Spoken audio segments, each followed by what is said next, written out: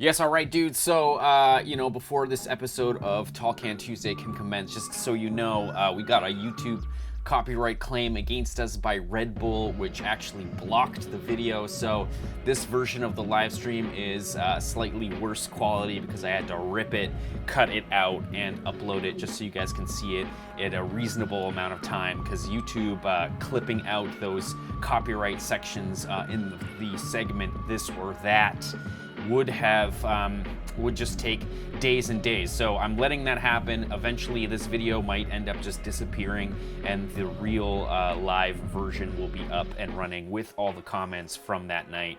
So right now, for those of you guys who missed Tall Can Tuesday and end up having Tall Can Wednesdays and Tall Cans Thursdays, this is for you. And eventually when YouTube decides to process the video, then I will delete this video and we'll just have the new one up. But yes, without further ado, this is Tall Can Tuesday. Yes, wicked.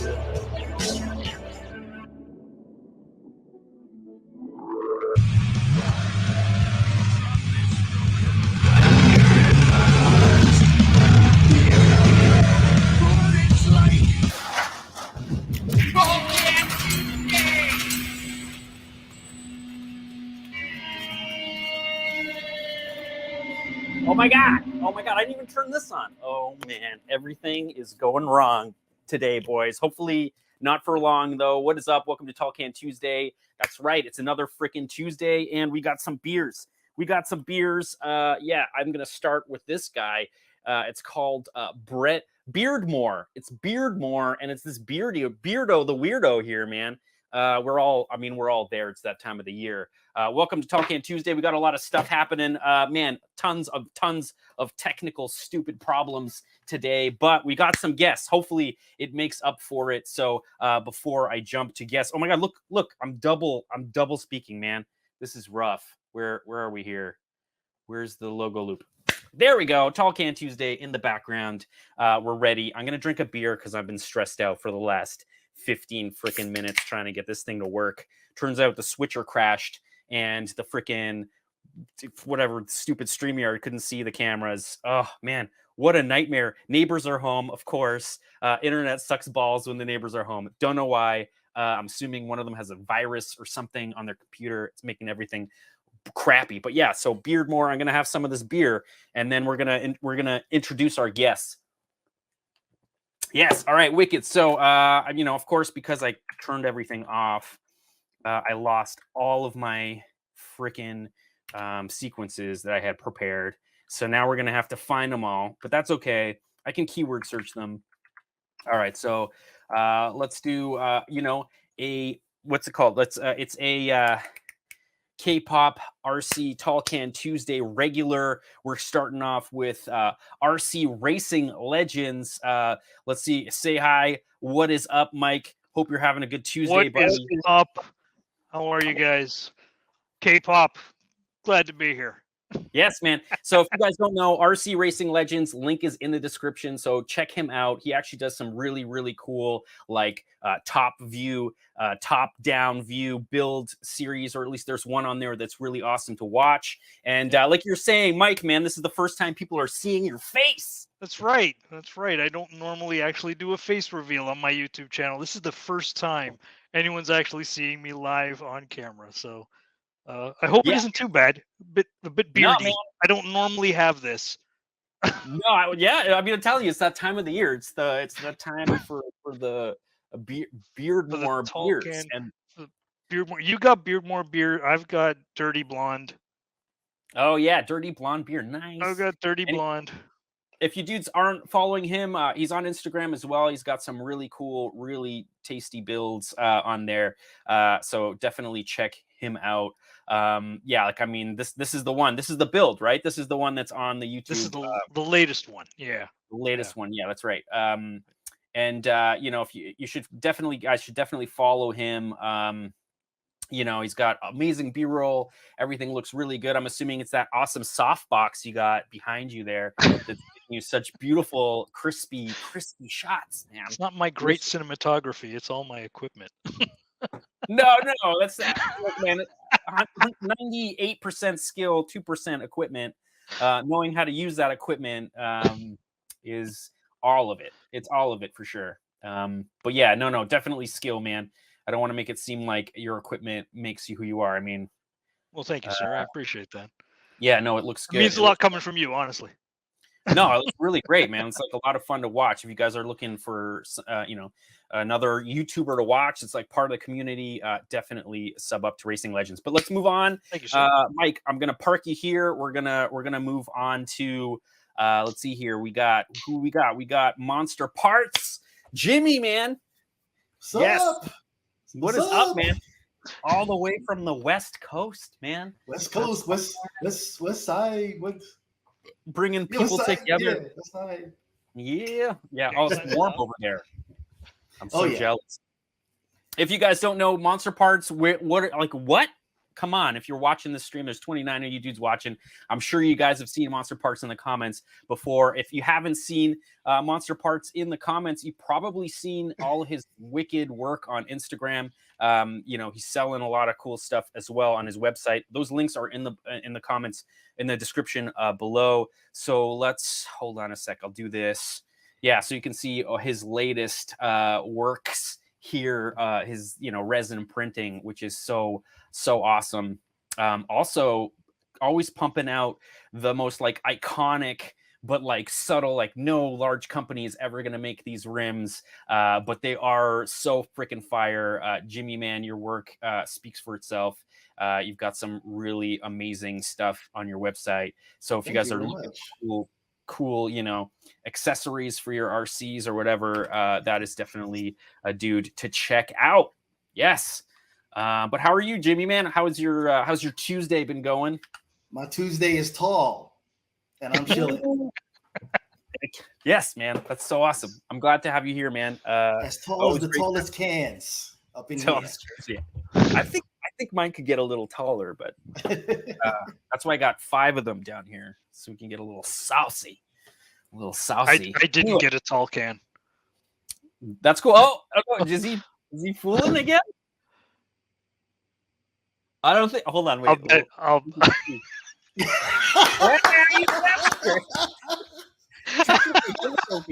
I knew that was happening, Jimmy. I knew it was happening.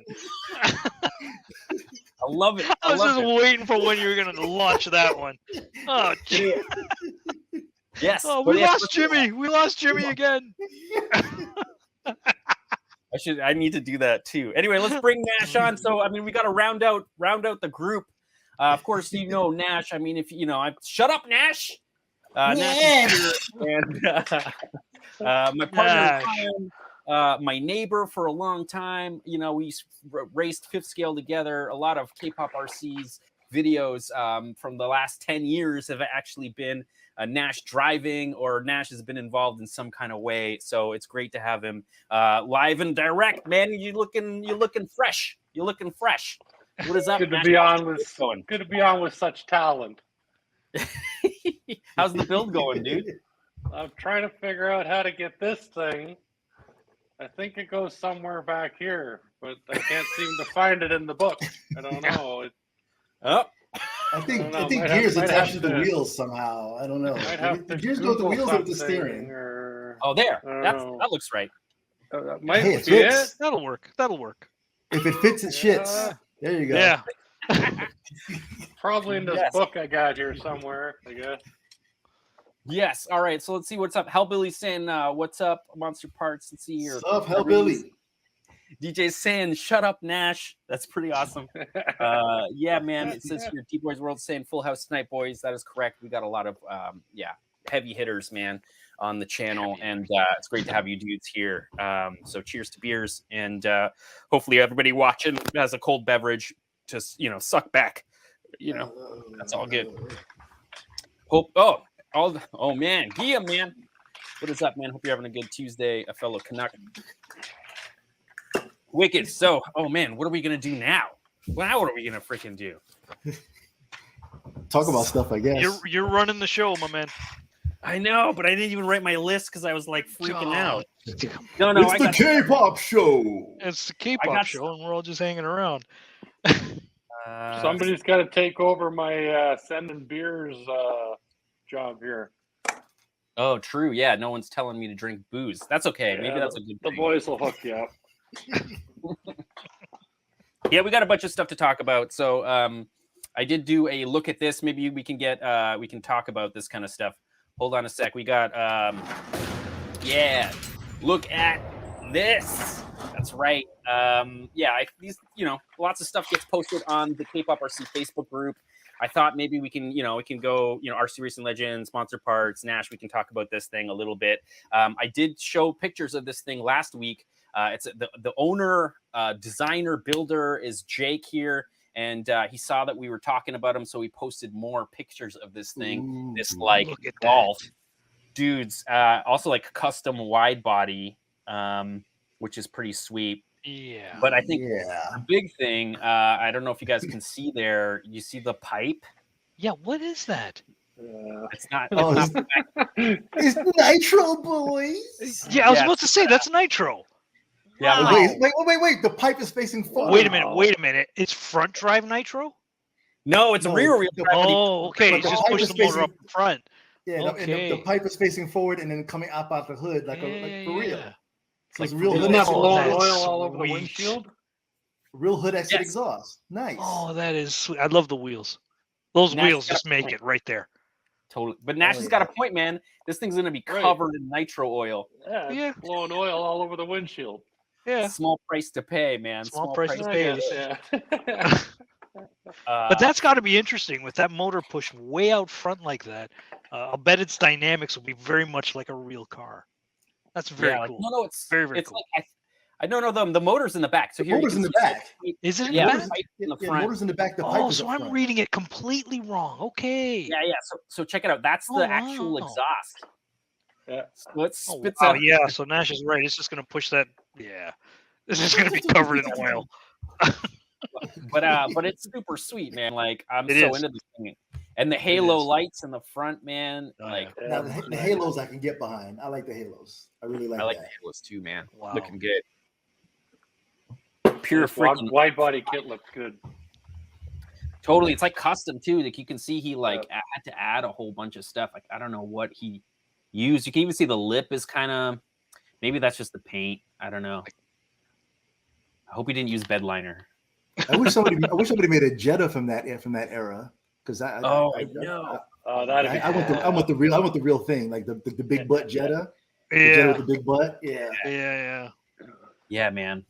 It's always the cool ones are always forgotten, man. For some Yeah. reason. But anyway, I thought that was cool. So That is we also very got another look at this. Another look at this. Look at this. Ooh, right. what the? Well, so I mean, Guillermo's always like with Aldrez, man. He's always posting some cool stuff on the Facebook group. He posted some better photos of this thing, and I like just lost them. So I don't know where the hell they are. But you could see his freaking brain was turning here, and he ended up kind of like I don't know. You can't really see. I mean, you see the Bush Ice freaking beer, But if you look really close in this photo, you can see there's some snow. That's some He's got freaking snow tracks on. Sleds. sleds, man, with the tack. Oh. And He's then going half track. Yeah. But check out what he's building. It's the Oh, coolest. that's like this, like the original snowmobile. Yeah, those like Russian like Siberia. It's like Siberia. like the snow aardvark. Yeah. What's he using for the body there? Is that styrene? Sheets of styrene? I think he's using styrene. It looks like styrene. Yeah. I don't know. It's probably styrene, yeah. He does say it's a D12 frame, which is pretty sweet. Let's see here. Oh man, RC Garage Nash, man, you're supposed to drink some beers, I think. Shut up, Nash. Shut up, Nash. Yeah. TJ is giving love though. It looks so sick. I agree. I think that looks pretty freaking mental. That's pretty bananas. Yep. I gotta say. What scale is that? It looks like it could be bigger than 10th. Maybe it's probably just less than a 10th, but I guess it would be 10th. How can you gauge? I've never seen one of these things in real life. But I don't know. Maybe compared to the blue truck in the Yeah, I back, was that about just to looks say. like a 10th scale, right? Yeah. Right, it says foam board as a prototype, and it's light. Okay, cool. It might get a little wet. Yeah. So you start with the foam board to get the shapes and stuff, and then you transfer that to styrene and whatever afterwards. Once you get it like looking the way you want it to look, got it. Yeah, he's a pretty avid 3D printer too, so I'm sure he's just probably like making it all work in his brain, and then he's going to transfer that to 3D. Tick-tock, tick-tock, tick-tock, tick-tock. Yeah, D-Boys was making MonsterParts drink, but I don't think MonsterParts drinks. It's all good. I don't drink, but I can pretend I take this. Oh. Love it, man. That's so awesome. I'll drink for you. How does that sound? We'll Double all up. drink for you. Double up. Yeah, sweet. So, I mean, I can move on to the next segment, this or that. That's right. It's called this or that. And, I mean, this one I did real ones, man. So this is an actual this or that. So, like, what would you rather? What would you guys rather, man? Oh, wow. All right, so I'm going to start with this one. Well, what about this and that? Because decisions are for suckers. It's true, man. No, I agree with Decisions are for suckers. Decisions are totally for suckers, man, for sure. But I thought this was cool because, like, I thought it was like new, right? I thought this was like some kind of vintage race in the UK, you know, where they like get these guys, old rich dudes together, and they like This race. is the movie things. Grand Prix. Yeah, right. Okay, perfect. Yeah. Okay, so, but It's the movie Grand oh, Prix. so it is. James Gardner. What's it made? Sorry. Is it like new? Is it like a new capture? Like, or is this no, from man. This is way back. I think this movie came out in Oh. the 60s. This is Movie the came out in first. the 60s or 70s, something like that. Yeah. This is one of the James first times Gardner they was did in car it. mounted. They did car mounted cameras for the first time. Yes, first yes. time. But if you watch that movie, it actually has cameos of a lot of like old Formula One drivers, like very famous Formula One drivers. I think Jim Clark is in it. I think there's a few others as well. Colin Chapman, the guy who started Lotus, I think he makes a cameo in it. It's a cult movie. It's an And the iconic cult movie, man. And the cameras were the same size as the cars back then. Yes, Oh, yeah. yes. You know. yeah. I'm wondering how they're getting those shots, those angles, that quality of video too, right? I think there's a documentary out there that actually shows exactly how these cameras were mounted. And when you see them, like you'll see the cars with these cameras mounted. And Jimmy's absolutely right. Those cameras were massive back then. I think I'd even seen one shot where there was actually a camera guy holding on to the car, like facing backwards as the car was going forward. He was kind of holding on to the car and the camera. You know, it was really, yeah, but back then, I mean, you know, you did whatever you could to get the shot, right? He might have been the guy that did that pull zoom from the front of the car, and they did that pull zoom. That slow Yes. pull. Yeah. That's the guy. Yeah. Yeah. He's hanging on. He's clinging on for dear life. Yeah. You need a body there for stabilization. Yeah, that's right. Counterbalance. Camera, yeah. But yeah, like if you've never seen this movie, this is a What's it called an again? absolute cult classic. It's Grand Prix. Grand Prix. Grand Prix. Yeah. It's With an X. All right, Oh, man. oh, I'm going to move back to here so I can find all the other sequences that disappeared when I had to reboot. Yeah, what a mess that was. Hey, we won't talk about that. Happens. You know what happened? It was because I jinxed it, right? We all got on here at 9, you know, and everyone's like, okay, we got the audio. I'm like, man, this is like, I've never had, it's never been Anything this go this smoothly? Yeah. And then it all fell apart. It all freaking fell apart. Ah, come on. It's okay. Practice. It's all practice. Got to get better at it. K-pop. What's up? If I keep drinking, I might need some extra parts because everything keeps Falling apart. like I'm gonna be losing shit all over the place here. Jesus. Might have to order another kit tomorrow. Oh, I got one right here. Yeah, spare part kit. I got one. Oh, perfect. Okay, I'll use that. No, Brother, we'll you try should that send one. me one. You should send me one so I can do a build series on the channel. I was actually, you know, I was talking to Nash Honestly. about doing cool things for the channel. You know, we were getting drunk and talking about, you know, what we could do. And we were talking about, yeah, we were talking about sending out cars on concession. So like, you know, I got this like massive MCD here, right? So how cool would it be? Nobody wants to play with that. Nobody wants to try that out. Nobody Who? wants to hit. Yeah, no What? one's interested in that thing What? at all. Oh no, Nobody not at wants all. to try that. No. So we were saying, like, you know, we send out people, you know, a huge, massive box with one of these things. They get it for, you know, a month, and Then they gotta pay for shipping to send it back out. Video, Yeah. and then they I gotta was about ship to it say. back or ship it to I the was about next. to say shipping's gonna be a bit of a bear.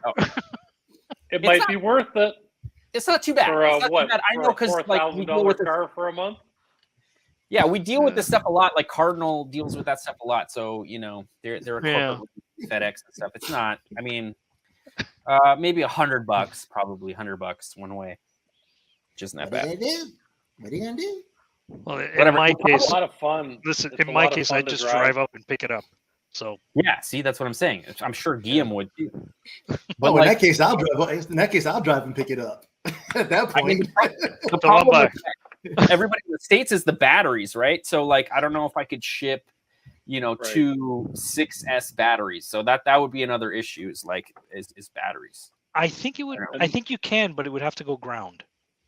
It'd have to go ground. Yeah. Yeah, I think so. And not everybody has 6S batteries. Like Yeah, a well, there you go. frickin' No, it would go ground with the batteries, but Yeah. or the next guy would just have to push it. Have to push it around. Look at and the make size of that noises. thing. right. You said that's Yeah, big nobody, scale, right? nobody would want to play with that. Nobody would want Yeah. to play with that. No one wants to deal with that thing. Look at that. No. like Speak for yourselves. I've got a quarter scale model in my basement. So, oh, dude, I'm look at working that. on the light buckets, That is right? So sweet. look at the size of it. It's like the size of my hand. Those aren't light So buckets. how Those are light barrels. Yeah. Yeah. So how did you model those up? Did you scan the body and then I model tried. it up from behind? I tried, but instead, what I ended up doing was, I went. I mean, thank God, there's this website called 3D Cults. There's a bunch of Yes. websites Yeah, where you get a lot of guys that are making 3D models specifically for like commercial use. Yes. A lot of guys are using them for backgrounds and CGI, you know, computer generated like renderings and stuff. So, you know, so I bought one. It was expensive, $130 for that model. But the reason I bought it and it was that expensive is because it was split into objects. Yeah. So I could pull every single object, like every single light barrel, every single part of this is an object, and I could like, but it's not made to 3D print, so it still took me 4 days to like make a bucket on the back, right? Yeah. Like, Fix it. Yeah. Yeah. Waterproof. To make Yeah, it watertight. To make it watertight. filled Yeah. with water, yeah. Yeah. So it took me a long time, and then now I mean I'm on the where's the latest one? This is the latest one. I ran out of filament, so it's got white. It's half of it, but I ran out of filament. Dude, come on. I ran out of filament. I've been Looks printing. badass though. Dude, It's you funny. You It gotta happens to paint- everybody, but it's funny. Yeah, but you got to paint that before you come on air with that, man. You can't True, do yeah. that. No, this Yeah, I was about to say, see, Jimmy knows, man. Jimmy knows. You gotta paint that before you show it off to people. Oh, I got a What's with black you. one in here. We're supposed to be professionals here. Come on. Here. There you go. There we go. Okay, that's much better. Thank you. Much But no, better. I've been making small revisions. This is not a high resolution print. This is just to make sure that it fits. It'll glue right. It looks right in the body. And then I'm going to resin print it, right? Like this is, I'm not going to do them FDM. They're going to be resin printed. And I'm only going to print one resin printed, and then I'm going to cast them. And then I'm going to cast them. You've got to do two, a left and a right. Yes, that's right. No, that's No, right. he's gonna Ideally, he's gonna do two lefts and make them melt the top and bottom. Yeah, exactly. Yeah. like vacation, K-pop, family truckster. Is Mahar still running the same bodies on the MCDs today that are the same as that model?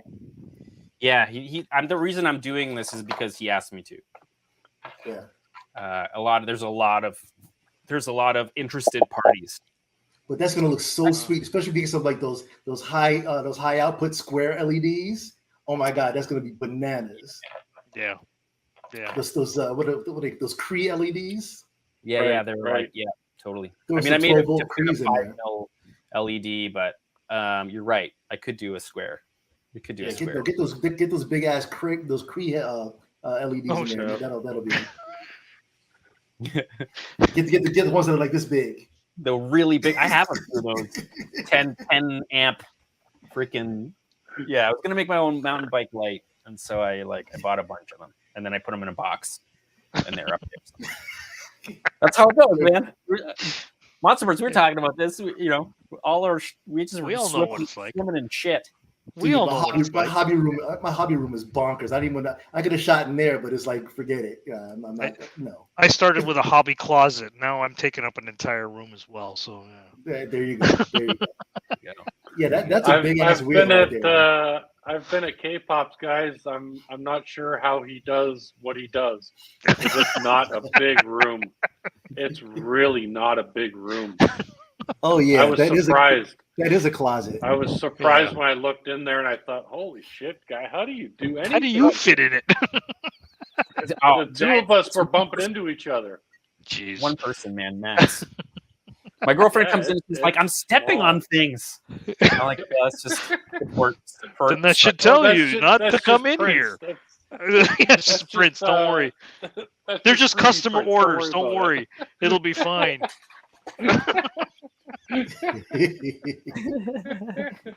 True. Oh man, I stepped on. I got these for free to review, honey. Yeah, Well, honey, these are free. These are free review products. We haven't been told to drink in a while, so That's true. I know. I think D Boys was getting on that. Now that Nash isn't just like in the comments only, it's hard to do. Can't do my job. Hard to do. Anyway, so let's move on because I got a bunch of other stuff, but I'm gonna have to find it. So, oh man, did I call it RC News? Oh, RC News, I did. Okay, all right. Rizzy? It's let's see here. I feel like I don't have my pants on. I can't see the comments here. That's my job. Cheers. you're wearing pants, aren't you, Nash? Please tell me you're wearing pants. Yes, I am, definitely. Okay. I'm not. No. Here's something nobody needed to know. Thanks. No, it's not. Anyway, something to bring up, man. Like, so this is like RC News. Just a couple of things that I just had, that was in my feed and I thought was interesting. So Losi is re-releasing the DBXL, which is a 5th scale buggy. It was actually not designed by Losi. Not a lot of people know this. It was originally a Chinese build chassis that really? They bought the licensing for. So they just bought the thing outright and actually changed a lot of things to injection plastic. Wasn't it RCM something? RCMK. Oh, RCMK. You're right. Yeah. It was RCMK originally, right? But anyway, I wonder. Got the name. I wonder if this is signaling a trend. Well, I look at it this way: the money we spend on these RC vehicles from companies is usually going toward research and getting the product built. Correct. But if they're going in there and snooching product from other companies and just rebadging it, the prices should reflect it. Yes, absolutely, without question. Yes. Correct. Yeah. I feel like they may have lost a lot of money because of all the cloning that happened to the Losi 5 platform. So they got cloned, and so now they're trying to hit back. Yeah, but I mean, this PBXL wasn't all It's Attack of the Clones. Yeah. It's going to be Revenge of the Clones at that point, right? It wasn't great, and I'll tell you why. This is a good example of why it's not a great platform. Look at the angle of the drive line. So that's not good. There's this massive angle here, and there's a massive angle there just to fit that engine in there, and so the cups would tear up. Yeah. Usually the back cup, the cup for the rear differential. Yeah. Just tear it up and then snap axles, because the minute that kind of got out of alignment, the axles would just fold in half. And it's funny because this is the new one, and you'd think that they would remedy that, but they didn't. They just changed the color of the body. You know what I'm saying? Oh yeah, that'll fix it. That'll fix it. Yeah, Change the color of the body. I mean, they'd have to figure out new tooling, and they would have to pay for engineering and R&D and whatever. And so I'm assuming they just. You mean I make it actually worth the money by actually doing the research? Gotcha. Oh, my bad. Whoa! Doing what's expected of them? Really? It does look pretty sick, though. It does look crazy talk. And there's a couple of dudes that are like building some pretty cool builds with them. Okay, that's kind of nice. I like that's nice. Right? That is really cool. Yeah. But like, I bet you this thing doesn't drive very far, and if it does, that back axle is going to snap in half. It'll be a shelf queen. Ooh, it'll be a shelf queen. with the fatty slicks on it. What the heck? Look at that. Great. And this is a 50cc motor. So they are snapping axles. This thing's not going to last very long. And they're aluminum. Like, think of the unsprung weight, like how much power is going through that drivetrain just to get those sticky tires to move. Yeah. Yeah. The aluminum rims, the sticky tires. They're breaking axles every time they launch that thing. I'm going to answer this double clutch, man. No, they're not worth the money. I mean, we can talk to people. Like, I was talking to Griptopia about clones. The plastic's too soft. It's actually brittle, and it's actually crystalline. They have like some weird mix of plastic. They add all this crap to it. And Are you referring to like the Roven? Yeah. Yes, Roven. 5D, the HPI sort of knockoff. Yeah. King Motors and Roven. Yeah. They also cloned the Losi 5, and they also cloned both MCD platforms as well. Oh, but the MCD community started to realize how freaking bad they are, and so people don't buy them anymore because they're nothing compared. Well, they kind of went back and forth. Like when the clones first came out, the plastic was too soft, so the whole thing was like a wet noodle. And then they went the other route with the plastic, it became crystalline and hard. And it was then they were breaking, and they just couldn't get a middle ground on it. Jimmy, the tolerances weren't there either. They were sloppy. Everything brand new parts were sloppy. Yeah. Really? But so I talked to Griptopia, and he was saying, because he has one and he's been running his for a while, he was saying to take the whole thing apart and to bake the plastic. So bake all the plastic in an oven at like 350 for like 3 hours, and apparently takes that long. It changes the properties of the plastic. Sure, and it makes it changes the microstructure. Yeah. It's just interesting that you'd have to do that to something. Yeah, it's a bit strange, especially if you spent that kind of money. And then you put icing. Then you put icing on it and put it on the table. Like you cut a piece, and pack it in the kids' lunch. Yeah, that's delicious. I don't know. Anyway, I thought I'd bring that up. This is MST. MST is coming out with a new like drift transmission. So they're putting the motor kind of mid-engine in the back. But if you look at the back, the axle goes underneath the differential, and then you can change the gearing. I don't know why you would want to do this. Like, I don't know. Hey, hold on here. That picture there. There's one of those in there, isn't there? Yeah. Now I can figure out where that goes. I see that in there. Different manufacturer, Nash. But this thing is like how does that No. No. Yeah, it's sitting in there somewhere. It's sitting in there. Oh, that's the front. Hold on there. More like that. Okay, Nash, dude. There's a thing that came with it that looks like paper and it's like pages and it's got. You might want to read through it. Oh, there you go. I can't see, Michael. I can't see. No eyeballs. No good. Eyeballs. No good. I can't see. That's no good. It's true. You got to look it up on YouTube. I gotta, yeah. Look up the instructions on YouTube. I'm kind of going by feel. I can't really see anything. Yeah, I don't know how many people have this kit yet, man. The D-Light kit, man. This is dude, that is very cool. Where did you order it from? So I order it straight from Sakura. Oh, really? I'm gonna try to be a distributor for these guys, but it's a bit tricky. But yeah, so you can get them from 2 places. You can get them straight from 3 Racing.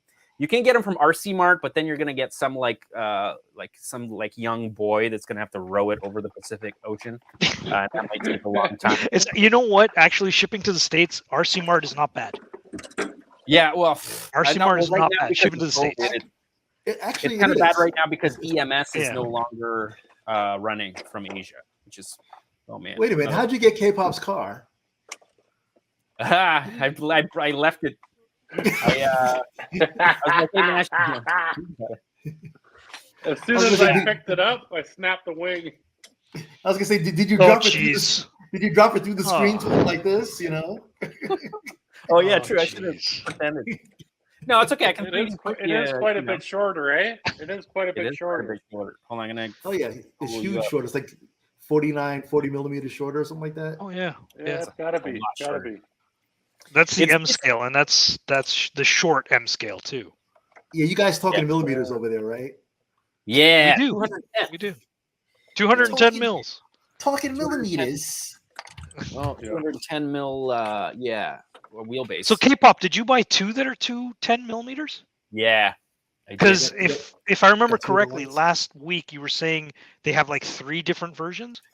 210, 215, and 220. Correct. Right? Yeah. This is the only one you could buy right now, but I'm assuming that you can buy the chassis, so it'll come with the bottom plate and the 2 side pieces, and then you can change the length, which kind of pissed me off a little bit because it's a rear engine, rear wheel drive chassis. You'd think they would just make the holes, sure, you know, so they could just shrink it, you know. Tamiya does anybody know anybody who can print some RC car parts? Come on, I know a few people. I don't know, guys. I know a few people. Let's see what MonsterParts has got. Oh, you actually got a real 10 scale. Oh, look at that. Oh, dude, that's so wicked, man. That looks so freaking good. Oh yeah, nice. Come on. Yeah. Come on. That's sweet. Oh yeah. I love how it's that era is correct. Sweet. It's era correct. Mazda. Exactly. Mazda B2000. Yeah. Look how long those BMXs were back then. Yeah. Yeah, is that what we're doing now? We're showing off 3D parts? Is that what's happening? Oh, no, I just happen to be. We can, man. I just happen to be sitting over here. TJ, I don't know why you wrote Puccino. I got this monster. Yeah. Oh, wait. Hold on. Now I'm going to get you soloed up. Oh, I think this is quarter scale. God. I think this is quarter scale. Cool. I've also got this as well. Nice. Hang on, let me see if I can get this closer to the camera. Tell me you're printing the whole car. You're right. Okay, hold on. Because I don't know if you guys can see that. Oh, nice. Yeah. AP Racing. Caliper. Yeah. That is caliper. That is caliper. I actually modeled this. Oh, dude, it looks so good. I modeled this. Yeah, it looks really good, man. What else do I got? Look at the old, is that old Celica? Yeah, a little Torino, man. No, it's a Torino. Yeah, it's a 86. 86. Yeah. Hachiroku. Hachiroku. Yeah, I had a buddy of mine who actually has one. He had one, and he actually recently sold it. Up in Detroit? Man, I think it was rusted through. In Sweden. In Sweden. And he sold it to some guy from Germany who actually drove up to Sweden to pick it up and then hauled it back. Yeah. That's not that far to Europe, those bastards. I mean, it isn't, but it's still it's a fair hike. Like a ferry. I have a buddy here that's got, I think he's got 6 of them here. Oh, crazy. He actually runs. Anyone want to guess what this is? Oh, it looks like a turbo. Ah, very good. That's an It is impeller. turbo. That's not It is exhaust. turbo. Supercharger, impeller. Okay. It is supercharger impeller. Just started to do this for fun. I like very much. What K-pop else do has I a got? turbo problem. I do have a turbo problem. Oh wait, You hold have on. a turbo wrong thing. problem? Yeah, I There is just no like such I don't thing. think I'll ever buy a car that isn't turbo. I think it'll be easier to get turbo cars now, considering everything. Ooh, nice wheel there. Oh wait, hold on. I'm coming back to you. Formula One. Yeah. We're on Yeah. the Formula One wheel. You're missing the whole car though. You're just... Hang on. No, I know What how else long do I it got? can take. It's like hard to. Check What is that out, huh? What is that? I can't really. Can you tell? Get it closer to the camera. Oh yeah, that looks like a nitro or like a piston. Oh, It's is it a Porsche? cylinder. It's a Air-cooled, cylinder. cylinder? Air-cooled cylinder. I got a bunch of them. For What you a making? flat 6. What you making? Actually, it was going to be for a flat 10. I was Oh, gonna say, look at the It's gonna be for a look at the flat freaking 10. come on, Look at bring You have that no idea the back. amount of stuff I've got here, man. You have bring no back that idea. crankshaft. Look at Look that at this. crankshaft. Crazy. And this was Oh, that's before I pretty had the cool. SLA printers. So this is all done on FDM. So it's not fantastic. But Yeah, still, but it still looks great, it's man. impressive. It's not not fantastic, bad. but it's impressive. It's not bad. You don't have to tell us that, man. We're on a live stream, and the quality isn't good enough to know. Yeah, It's say okay. it's fantastic. We won't know the It's okay. difference. What else do I Yeah. got? It's wonderful. Okay. So K-pop, you want to pull something up real quick? Yeah, sure. What's up? Okay, so if you go to Instagram, Okay. I want you to look up this, not RC Racing Legends. I want you to look up a different Instagram account. Okay, great. It's called, it's my name, Michael, Michael. One word, all right? Michael D. D. Nicola, Nicola. Look it up. Nicola. Yeah. I thought you were gonna spell out a dirty word or something. No. Yeah, when he said it's not my page. I want you to look up another page. It's bigbootyhose.com. No. That's not it. We're not. No. It's a family-friendly show. It's a family-friendly show. Oh no, wait. Wait, hold on. I have to do this differently. I'm a dummy. Take your time, my man. Take your time. Share screen. You got it. Here. You are not dummy. You're a nice guy. Nice. You're a nice guy. All right. You're So not this is my dummy. personal Instagram account. Click on. Ooh, sweet. Click This is up on my that. alley. Is this This is you? up my- Yeah, That's up my alley right there. Come on, That's bro. me. Ferrari All right. 40. So if you go up to the third picture, scroll up. This one. That one there. Pick on that. Okay. All right. So this is my Oh, thesis that's project. This Ooh, is my look at thesis that. project from when I graduated. Oh, Yeah, that's a Corvette front end. That's So all I that designed in the this. front. I designed this. Is that why you're in Detroit? This is why I'm in Detroit. Ooh. that car makes me happy. Makes me very happy. So Yeah, it's very if you nice. go to see if you can get a side view of it. Hold on, keep moving. Keep moving. Keep moving.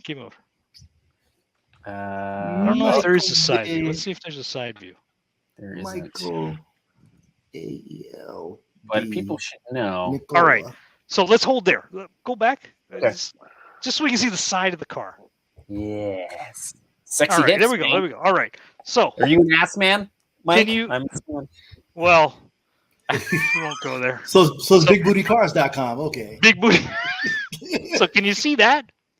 Oh yeah, dude. Are you Oh, serious? so you printing So it. that's- Oh, These are the doors. Yeah. nice. All right. Dude, I that think is I have the lower valence as well. It's also on the back of the vehicle.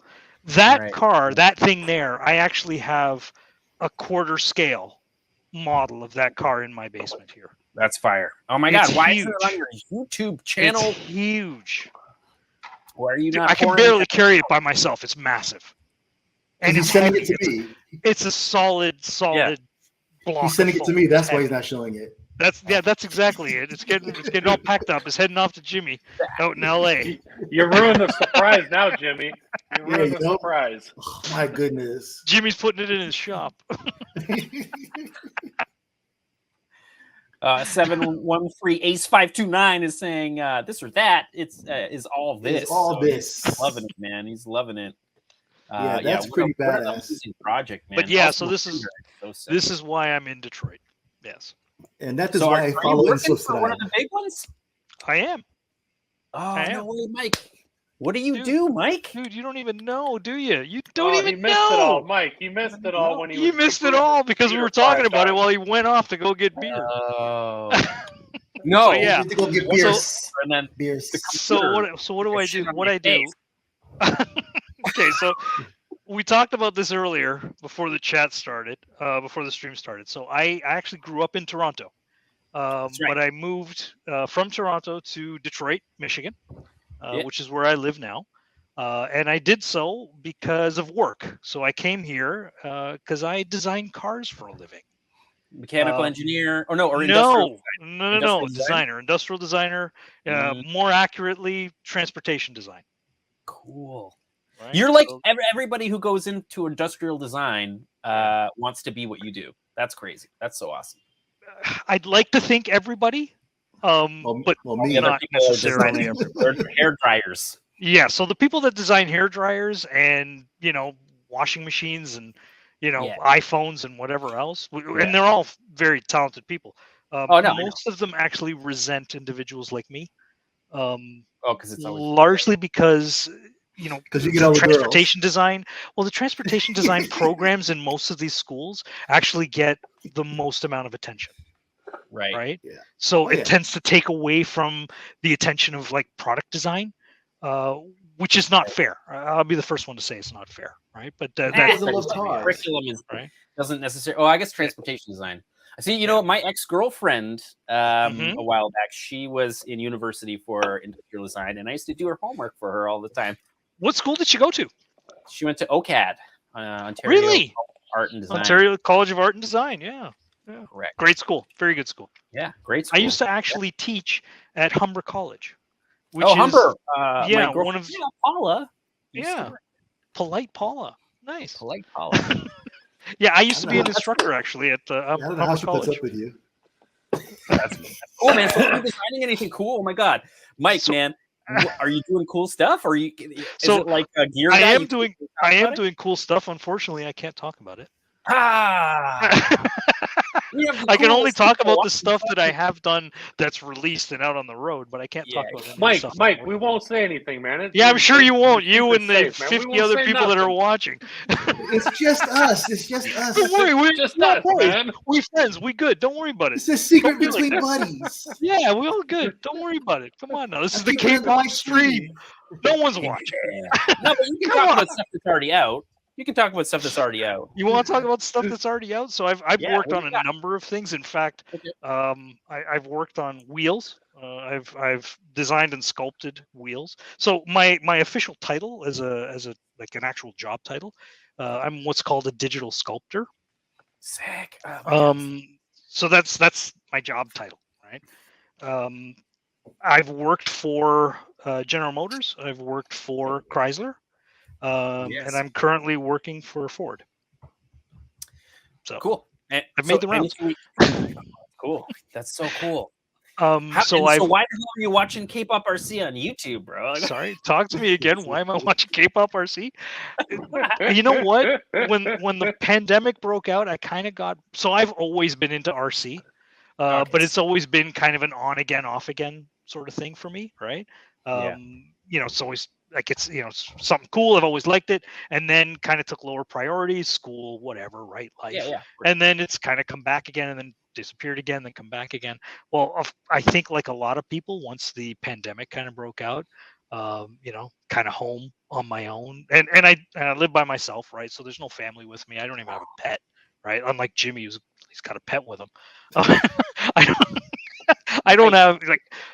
So I was bored, right? So I kind of got back into the hobby.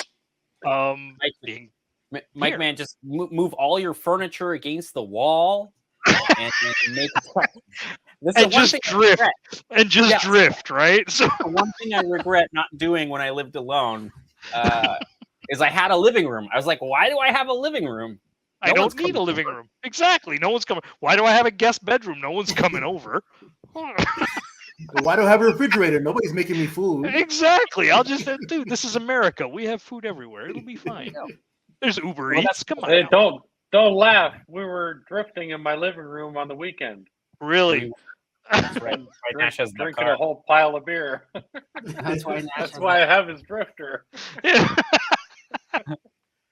No, I mean I So, left it there. I don't know. I can So, still yeah, see so- the scratches on my floor in the Oh, figure eight. jeez, really? Oh. You're not selling it, Nash. I'm sorry. That's okay.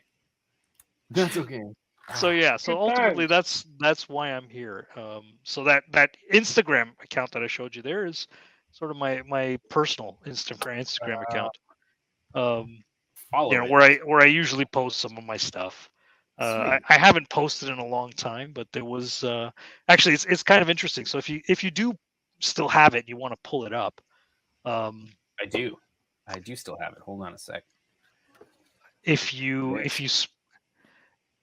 scroll down just a little bit, All right. So from this point on down, I actually spent an entire year, all of 2019, posting a sketch a day. So every day I posted a different sketch. And what I did was I picked one manufacturer a week, and picked one vehicle from that manufacturer every week. Oh, I missed my or every day, sorry. And I just posted every single day for an entire week. So if you scroll down, you can actually tell what manufacturer it was. And so this was Shelby at this point. If you keep going, I think the next was like Lincoln. Oh, hilarious. You know, and you just keep going down. And you can, the great thing about this is if you scroll down, you can actually, like when you get like right to the beginning of 2019, you can see some of the sketches and they were kind of garbage because I was so out of practice, right? So, but as time went on, it was like it got better and better. It's like, oh man, it's actually pretty good. And it was every day. Garbage. Well, okay, listen, garbage is relative. I have a hard time drawing a stick man, dude. Another man's trash, another man's treasure, another man's treasure, right? Holy shit. Right? Garbage is relative. And you know what's really funny? If I ever show you those sketches, they're actually not that big. Really pretty small. All right, it was smaller. Yeah. Yeah, either way, pretty freaking good, dude. Well, it doesn't matter how big they are. I don't see eraser marks. That's what she said. No. Yeah, dude, there's no eraser marks. Come on now. Like, what are you? Like, what was this like? Freaking that start with figure drawing, and then you know. I guess. Oh man, I did. Dude, I've always been drawing cars. I've been drawing cars ever since I was a kid. There you go. Like 15 years old. Fine arts 14 for a years little bit before film school, so we did have a 3D design, but this is back before we would do everything with pencil, but sure, yeah. And the Conte and stuff, and it was all like figure drawing based, but nothing like this. This is ours, man. This is ours discipline. It was not easy. Listen, I'm not gonna lie to you. It was not easy. There were nights where I'm like, man, do I really want to? Oh, that's my car. You know what? This was actually, I think this was the most liked of 2019. Mike, I've been drawing cars since I was like 8 years old too. Okay. Hold on, like, move this comment. That's what I got, dude. Hold on, that's all I got. You forgot the exhaust pipe with the smoke. Isn't that a Lada? Isn't that a Lada? Looks like a Lada, right? Yeah, Lada, man. Yeah, Russian. Hey Nash, we all start somewhere. We all start somewhere. I've been drawing since I was 14. That's what I got, dude. You got a talent. I hung up my Conti crayons for picante sauce. So.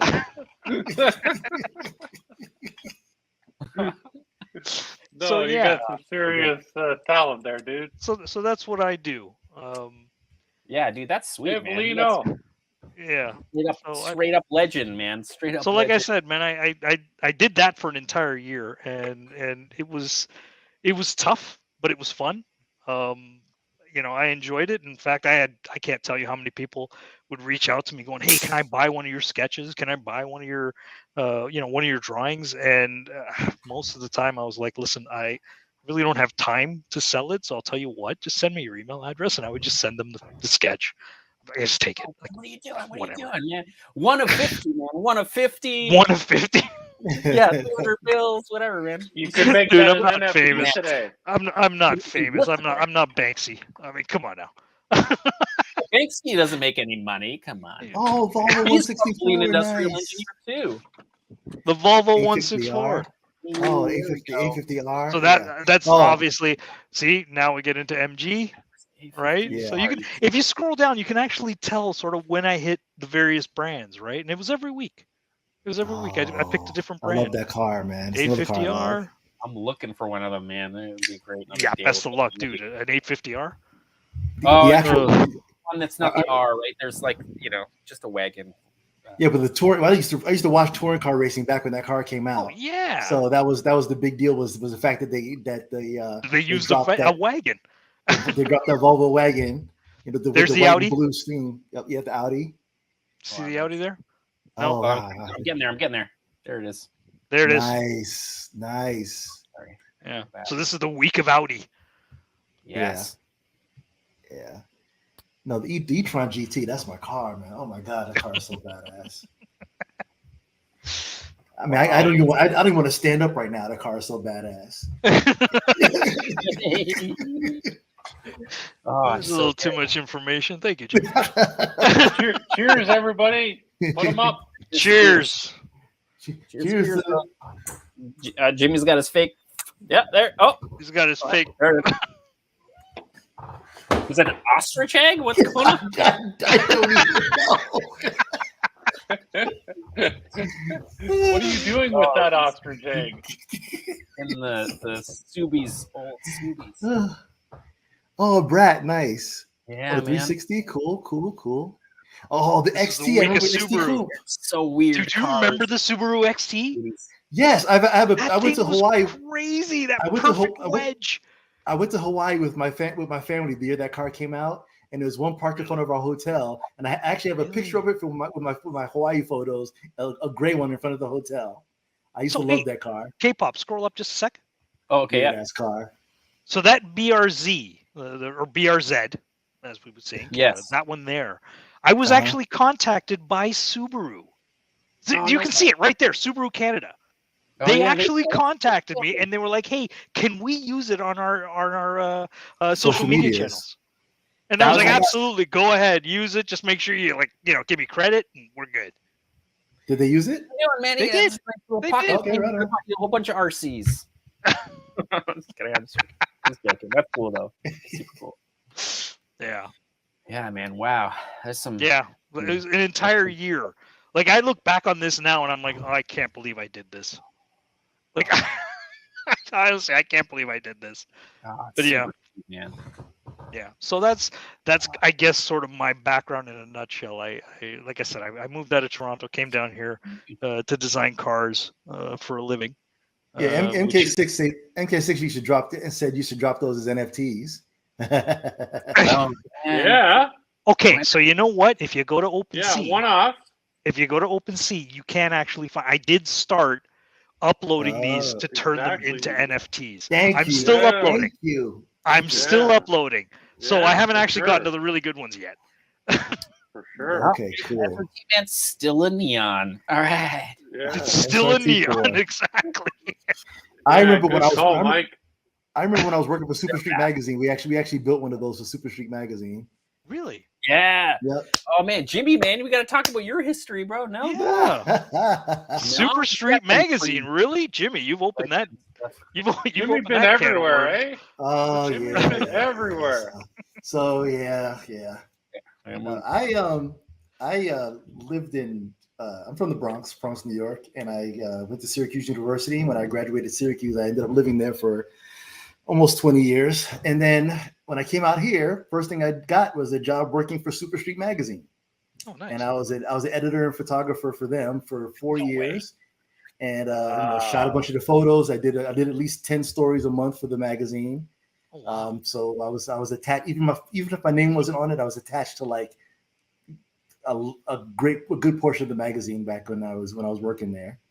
And so that's where I met the guy that owns the Fast and Furious Supra. I know him. He's good friends with me. I know the guy that supplied all the wheels for the movies His name is James Chen. He owned Axis Wheels, so he provided all the wheels for the movie. So he became a very wealthy man. He actually owns an actual Lamborghini Countach, a white one with the big wing on the back and everything. Really? Well, that's one of his 12, 13, 20 some odd cars. So not to interrupt, but the Countach wing is actually, you can thank a Canadian for that. Oh, really? And we'll talk about it. Continue. I don't want to interrupt your story. I'm just saying. The Countach wing, it's on the back. It's thanks to a Canadian. Please continue. Okay, cool. Right on. Well, thank you, Canada. Well, no, and then from there, I actually he sounds like Funk Master Flex. Funk Master Flex. That's awesome. That's awesome. And after Super Street, I spent a couple of years working for RC Car Action magazine. Really? As a contributing editor for them.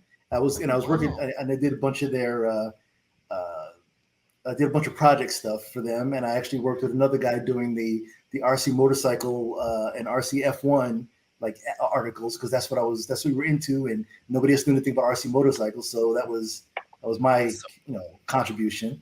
And then I just started doing a bunch of the projects for them. So I've got a bunch of projects in the magazines, a bunch of odd, weird projects that I did over the course of a year and a half or so. And so yeah, I've been doing some stuff. So does that mean you've got a journalism background? Well, working for the magazine, yes. But outside of the two magazines, no, not much. I stumbled across that because I can write and I'm a professional photographer. So between the two, I kind of got molded. I got molded into the Super Street style of writing, and my photography was already there. So I went from there and then took that writing style over to RC Car Action, and they liked it there for the time I was there, and there we go from there. So what happened? MonsterParts, man, what got you into making these freaking sick ass replicas of these like monster trucks, man? How the hell do you do that, man? Well, I put it this way: I've liked monster trucks since the '80s, and actually there was back when Bigfoot was a big deal. Yes, and before actually, I went to the first monster truck show they ever had at Madison Square Garden. Really? And that's when Bigfoot, it was Barefoot, was on like 36-inch or 40-inch tires or something like that, and still crushing cars. And I watched him crush cars at the Madison Square Garden. And there was a van called a Heavy Metal. It was a red Ford Econoline 250 van that was. I mean, it was on the big 66-inch Terra tires and stuff. And it showed up there, and it used to park in a place in a garage in the Bronx. I used to see it like passing it on a regular basis. So I've always been into monster trucks, but at the time I couldn't afford a Cloudbuster, but I always wanted one. And so I got every. Jimmy? Well, I am 54. I'll be 55 this year. Yeah. Okay. So, but so I couldn't afford a Cloudbuster, so I ended up with every other every other RC vehicle from that point. Sure. And it wasn't until Axial dropped the SMT-10 when it was a semi-scale monster truck that I was like, oh, I think I'm going to jump in now, because before that they just didn't look scale for me. I'm a scale guy.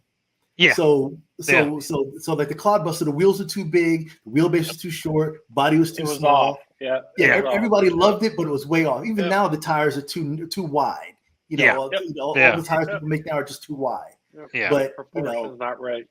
Yeah, so I couldn't get with like the Cloudbuster and stuff. I liked it and I wanted one, but I was like, it's not scale enough for me even back then. So when Axial dropped the SMT-10, I was like, okay, here's a platform I can work with to make something more scale. So literally the week that the SMT-10 came out, I already made headers. I already made the exhaust headers for it and started working with those. You were ahead of me. Oh yeah. I was literally. Yeah, I was literally the first or second person to do the headers for the SMT-10, and then I shortened the wheelbase because the wheelbase was too long, and then I was able to get the bigger wheels and tires for it to make it proper everything, and then from there I was like, you know what, these can be made look really scale. Yeah. And then that's when I started making other scale parts and other scale knickknacks and other little pieces and parts, and then now I do what you guys see on the screen. I mean, that's not mine on the screen there, but that's what I that's what I do now is I make scale parts to make the little RC vehicles look a little better. Yeah.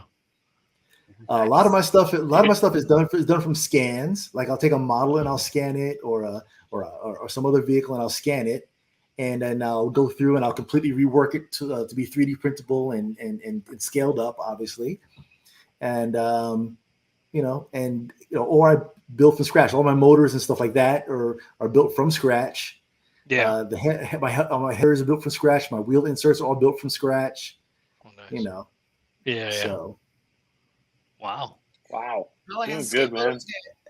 I didn't know he had a full sleeve.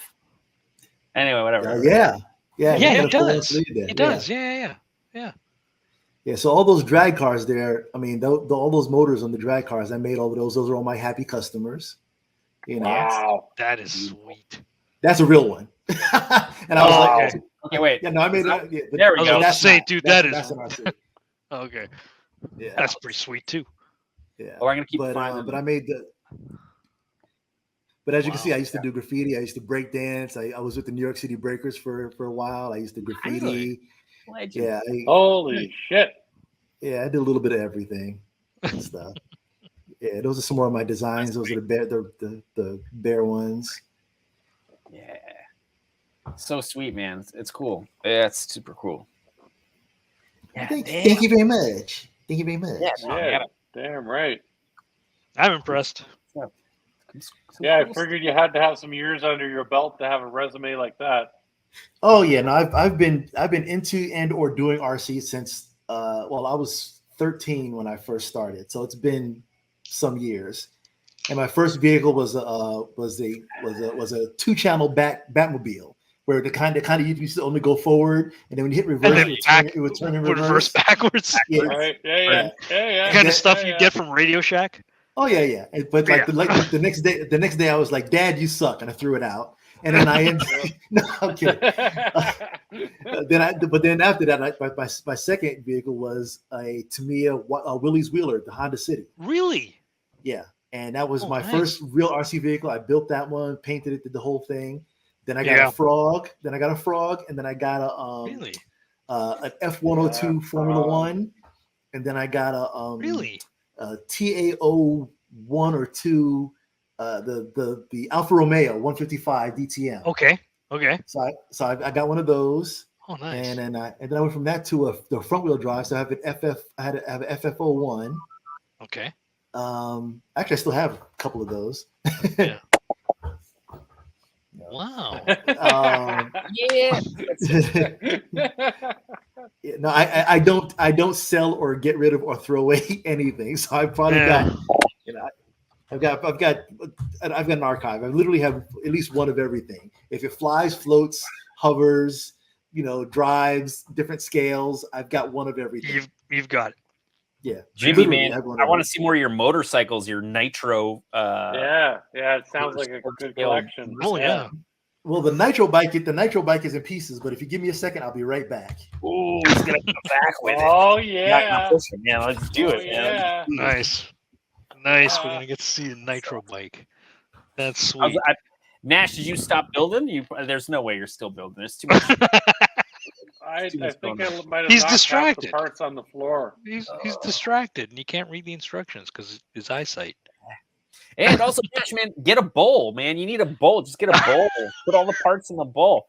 I know you probably don't have eggs or whatever, but if you got the egg egg cartons.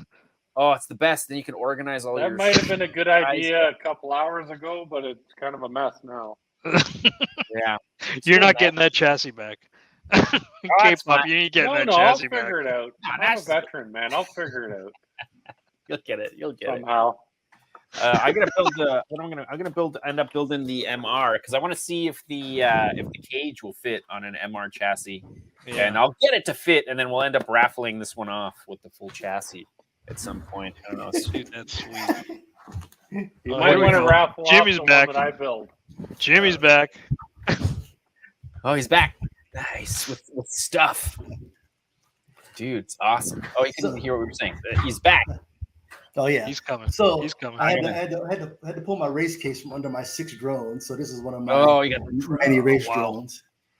This actually has a full on Adafruit LED panel that you can actually change the colors and do patterns with it. What? Yeah.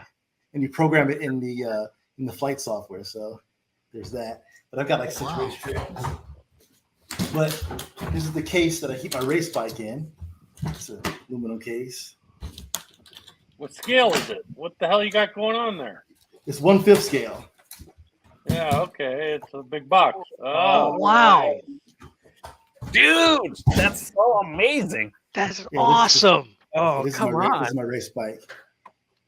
The front end pivots.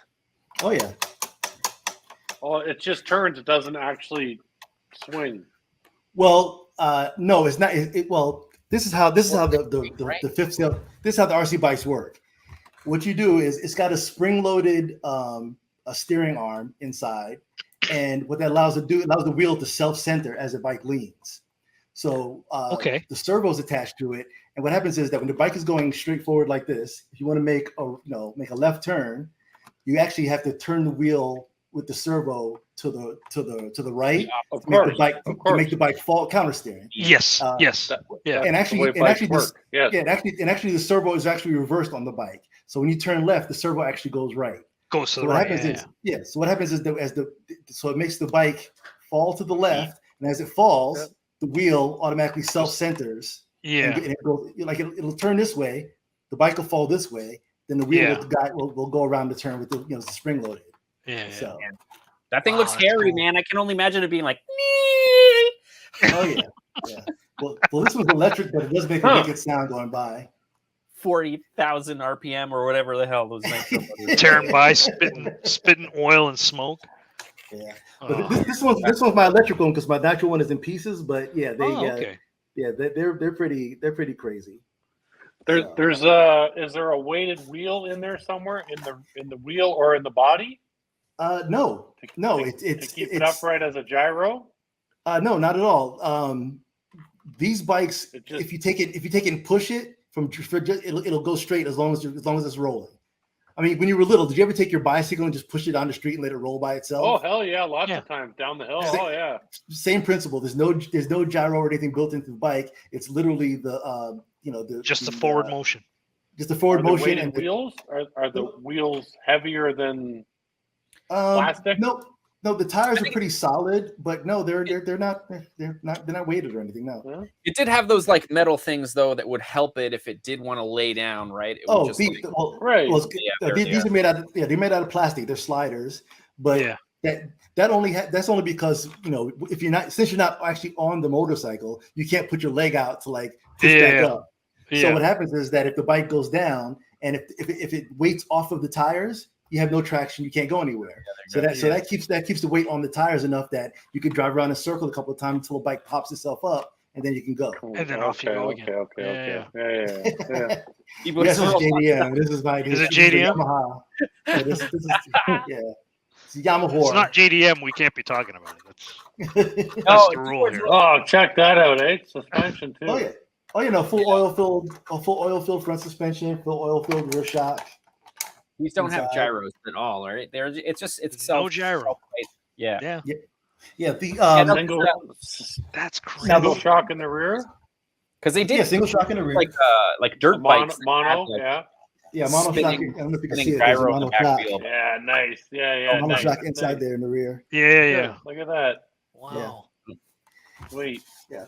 Yeah, this the lower end bikes have gyros in them because they figure kids are going to be running them, so they to help stay up a little bit better. Sure. But no, the race bikes no gyro. Well, the ones that go in the dirt have gyros in them because once you lose traction, the bike goes all over the place. Just goes everywhere. Yeah. So the gyro helps counteract the lack of traction if you're running a bike on the dirt. I've got a couple of dirt bikes too. So who's the manufacturer of that bike? This is made by a guy in obviously Germany. It's not like Tamiya. Oh no, this is a guy in Germany that made this. It actually has molded carbon fiber swing arm. Oh. It's completely molded carbon fiber. MonsterParts. Don't move. Okay, there. Yeah, look at that. That's sweet. Yeah, full molded carbon fiber swing arm. It's a guy out of Germany. Company's called Lightscale. and this is called it's a weird name. It's called a jabber, Jabber. I don't know what it stands for, but that's okay. What Does the disc brake actually functional? That is actually a functional disc brake. There is a servo. There's a servo inside, and it's got the pads, and the servo actually spins inside and pushes the pads. Come on! Wow! Yeah. Wow! That's crazy. Oh wow, dude! I'm impressed. I'm impressed. He wins. He wins the show. Good. That's it. He wins the show. I mean, I got. Yes.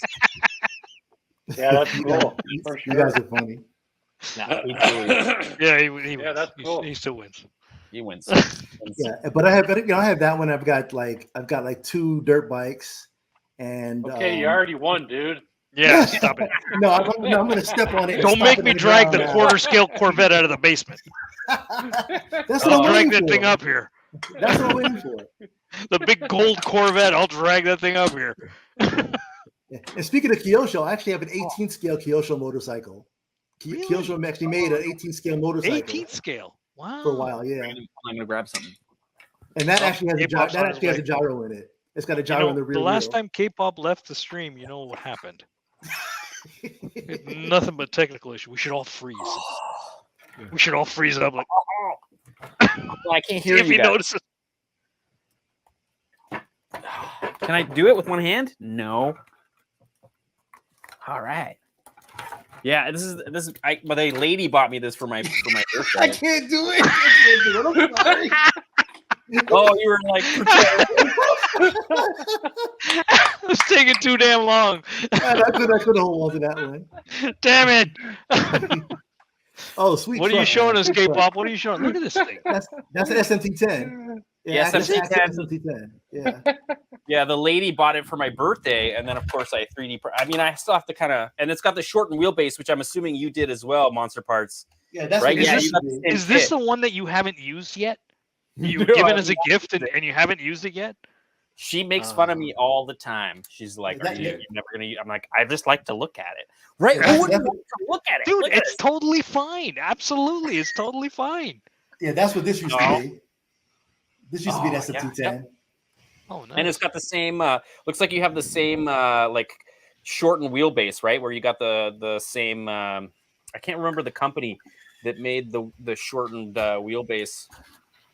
Yeah, there's a couple of companies that made it. There's RH Designs, I think, is one. RH Designs is where I got it from. Yeah, there you go. Yeah, I got the shortened wheelbase because the stock wheelbase is like almost 15 inches, and scale technically actual scale is like 13 to 13 and a half inches. So they were just way off on that. Yeah. Yeah, so I also got Proline shocks for it as well because the stock ones were just leak like a sieve. Yeah, those are good shocks. Yeah. Yeah. Anyway, but I haven't run it, so I don't know. And I got four-wheel steers ready to go. Oh yeah, I did 4-wheel steer on mine, but at speed, the front end likes to do weird stuff. So I took it out and speed put wobble. The rear end with rear steering, these things like to wobble all over the place. So yeah, it does. So I made it back. I put it back to solid axle in the rear. So I just wanted it to be like the real deal. You hit the button and the back wheels would turn, and you let go of the button and they would center again. Oh no, it's great to do. I mean, I did it and it was fun, but I just couldn't race with it because just the back end was too sloppy for me. Yeah. So thinking about taking it. Our buddy D Boys there is letting us know that the screen was frozen. Yes, that's so good. That's gonna become the running joke now. I can't get away with it, man, because I'll make a stupid face and it won't happen for long. Jimmy's the best at it. Seriously. Oh, and I also got these video screens. This is never gonna work out. Yeah, you can't pull it off. That's like a Monty Python skit. Like he's frozen, but the screens in the back are moving. People are walking by. I'll just text my neighbors to start streaming some Netflix, and then it'll be all over. And they'll just take care of it for real. Martha, that guy with the beanies on our internet again. Oh, jeez. I can hear him. I can hear his threads. Yeah, man. Totally. Anyway, okay, so I have some stuff to talk about that I think. Let's get back to the. Oh, hold on, I gotta. Ooh, not this. Are we due for a pee break? You guys don't need a pee break yet? What's wrong with you guys? Can't break the seal. Yeah, I mean, I'm gonna wait a little bit before. K-pop comes to my house. He has 2 beers and he's pissing every 10 minutes. Dude, you mean the 12 beers we had? That was a lot of beers. I broke my knee the last time I drank them. Anyway, it doesn't matter.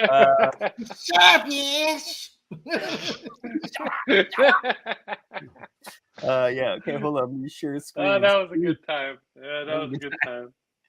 We'll have to do it again this summer. So, I mean, I didn't. Double clutch.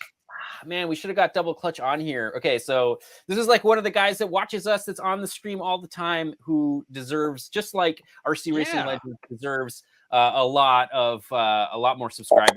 And actually, I mean, I kind of got to congratulate him a little bit because he has a build video that he just released that's doing super, super well, man. I think like 35,000 views or something. Wow. And for, you know, and for 3,360 subscribers, that kind of viewership Those kinds of numbers. Is great. That's great. Really impressive. Yeah. His trophy truck is bananas, though. His trophy truck is bananas. This one is like a hard shell, like Tamiya hard shell body, and he's like throwing away the bumpers. He's got like these cool new bumpers. Go check out his video. The link is also in the description if you guys want another wicked guy to subscribe to that really deserves it. I'm gonna play. Oh, I'm gonna turn it down though, because damn. But I'm gonna play some of his videos here because like I wish I had dunes like this, man. Yeah, he's got good videos, man. Good videos. Yeah. This is like great because I watch the I follow the hashtag whoops something whatever, and I see all of these like the real trophy trucks like whipping it across the desert, and this video could fit right in there with like with any of those videos I watch, you know. Totally, man. Double Clutch, man. If you're not doing reels on Instagram, you should be. You'll get way more people watching your stuff. I just realized this the other day. Reels, man, on Instagram. I don't know what Instagram's doing, but they're like, that's the one to do. Same with you. Now you need a radio-controlled Ford Expedition to like come down the other side of the dune, and you need to wheelie across it and slam into it. Slam like right into it. Yeah. Totally. Anyway, okay. Wow. But yeah, he definitely deserves more views. The videos are produced really well, and I think you guys should definitely check him out. Definitely. But yeah, sure. He's getting a sub from me after this. That's for sure. Oh yeah, I'm already subbed. I need to drop my own content because you guys are tearing it up, all of you. So. MonsterParts, get on it, bro. Get on it. I mean, it's hard. Man. It is hard. In all seriousness, YouTube. I mean, K-pop. I don't have to tell you this, right? It takes a lot of work. Like most people think that it's super easy. There's just make a video, upload it, no problem. Yeah. No, it's a lot of work. I mean, listen, I've only got 22 videos I think posted. I don't have that many, right? It takes a lot of work. It's not a simple thing, man. And if you don't know how to edit, then that's another level that you got to add on top of it as well. I feel like nowadays, though, if you don't know how to edit, you're almost better off because as somebody who comes from like film school and somebody who's like just so precious with everything, it ruins it because it's like I'm sitting here and I'm like watching it over and over again, trying to like make the flow, and nobody gives a f about any of that anymore. Yeah, you got Cletus McFarlane running around with a freaking GoPro on a stick, and it's like, you know what I mean? Like how much time does it take for that guy to edit his videos? You know, it's hell just like, brother. Like does it in like 3 hours, and he's uploading to Facebook. Here I am, like, what's the I'm like, what's the narrative? How are we gonna? You're trying to find your story in the edit. How can I put the music to the? What is my motivation? What is my motivation? Yeah. What's the vision? What is my vision for this particular episode? What's wrong with me? And you're like, and then 6 months later, you still haven't released a video, and you're like, I wonder why my sub count isn't going up. And you're like, well, gee, there's freaking reason why. Yeah, I don't know. Racing Legends, man. I was doing the Cletus McFarlane build, and like I got less views doing a video a week doing that series than I did the year before with 2 videos. So really, it's hard, man. It's hard. Yeah. Yeah. So you know what? I'm not of the I'm not of the opinion that the more you upload, the better it is for you. Right? I think if you've got you don't know what text takes off. You never know what. Yeah. Well, what hits. so first off, I think that you need to give your videos some breathing space, right? Like upload it and then just let the algorithm do its thing, right? Yeah. I know people, and I've even done it. Like I can point you to another channel that I started a while back. I uploaded videos daily for like 2 weeks. Did nothing. Did nothing. It was a waste of time. If you want to look it up, you're welcome to. It's called Hubcaps and Dog Views, right? It's a YouTube channel where I actually sketched, right? Like I would actually, sketch out cars and stuff, and I was uploading almost every day, and it actually hurt the channel more than it helped, right? Well, it's funny. The live stream Talk Can Tuesdays hurts my channel. Really? Yeah, because it'll you drink 18 beers every Tuesday. No, that's not why. It's because there's only like 1,000 people watch these, right? So it actually kills my numbers. If I was to post a video about the MCD, we would get 15,000, maybe 20,000. And if I did all videos with the MCD and it was making 15, you know what I mean? It would be way higher. But the thing is, I get this really great community of people that are supporting me with raffles, buying merch from the store, whatever. It actually ends up making me more cash than the amount of, like, if I got 30,000 views on like something else. So I feel like it's a balancing act. We got to make a community of people. We got to all help each other. We got to be making content that like links together. True. And then we create just like this, like like a microcosm of like content that links itself together. I feel like that is the best way to get YouTube to work. But we could talk about this for hours. True. Yeah, sure. It's YouTube is a science in and of itself. I think it's and it changes. It's the worst kind of science. Yeah, it's never the same. What worked last year? Non-scientist. Yeah, it's not going to work next year. Is that called moving the goalpost? Yeah, they move the goalpost. They're not going to tell you where it is. Right. Yeah, that's right. You got to find it. Tell you when they move it either.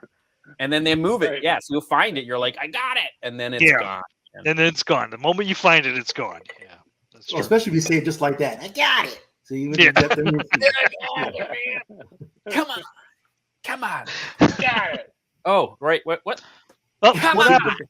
What'd you do? I was trying to switch cameras. Oh, not that one. Jeez. That's the point. Hey, Pop, you been watching watching our buddies on the comments or what? Yeah, I've been trying to, although it's hard when got a lot of stuff going down. So but yeah, building the community for sure. I probably missed a whole ton of comments. I'm sorry. I think Guillaume's out because there's like too many English speakers that like talking over each other. I'm so sorry, Guillaume. One day, I swear to God, Guillaume, you better be ready. Dash and I are gonna drive up there. He's there. Oh, is he there? Oh, there he is. Raffle is good, man. We're coming to see you, Guillaume. We're coming to see you. Yeah, we're coming. Oh, better jump in one of the Subarus and we'll come see you. Yeah. Where's he? He's like really far north of Toronto. Oh, really? So Quebec, far northern Quebec of Toronto that it's in Quebec. So really, if you look at Ontario, it's the way it's shaped. Yeah, that's right. Yeah. So he's like works in a crazy mind. Yeah, he's that's far up there. Oh wow. Yeah, make Jet great again. Yeah, that's gonna happen. Make Jet great again. So K-pop, what's going on with that 911? Oh, I got really scared because I was welding it on my roof. A big welder on my roof, and it was just like showering sparks like down. Like my neighbors were like, "Yeah, not good, not good." Why would you do that on the roof? Don't you have a driveway? Dude, I don't have a driveway.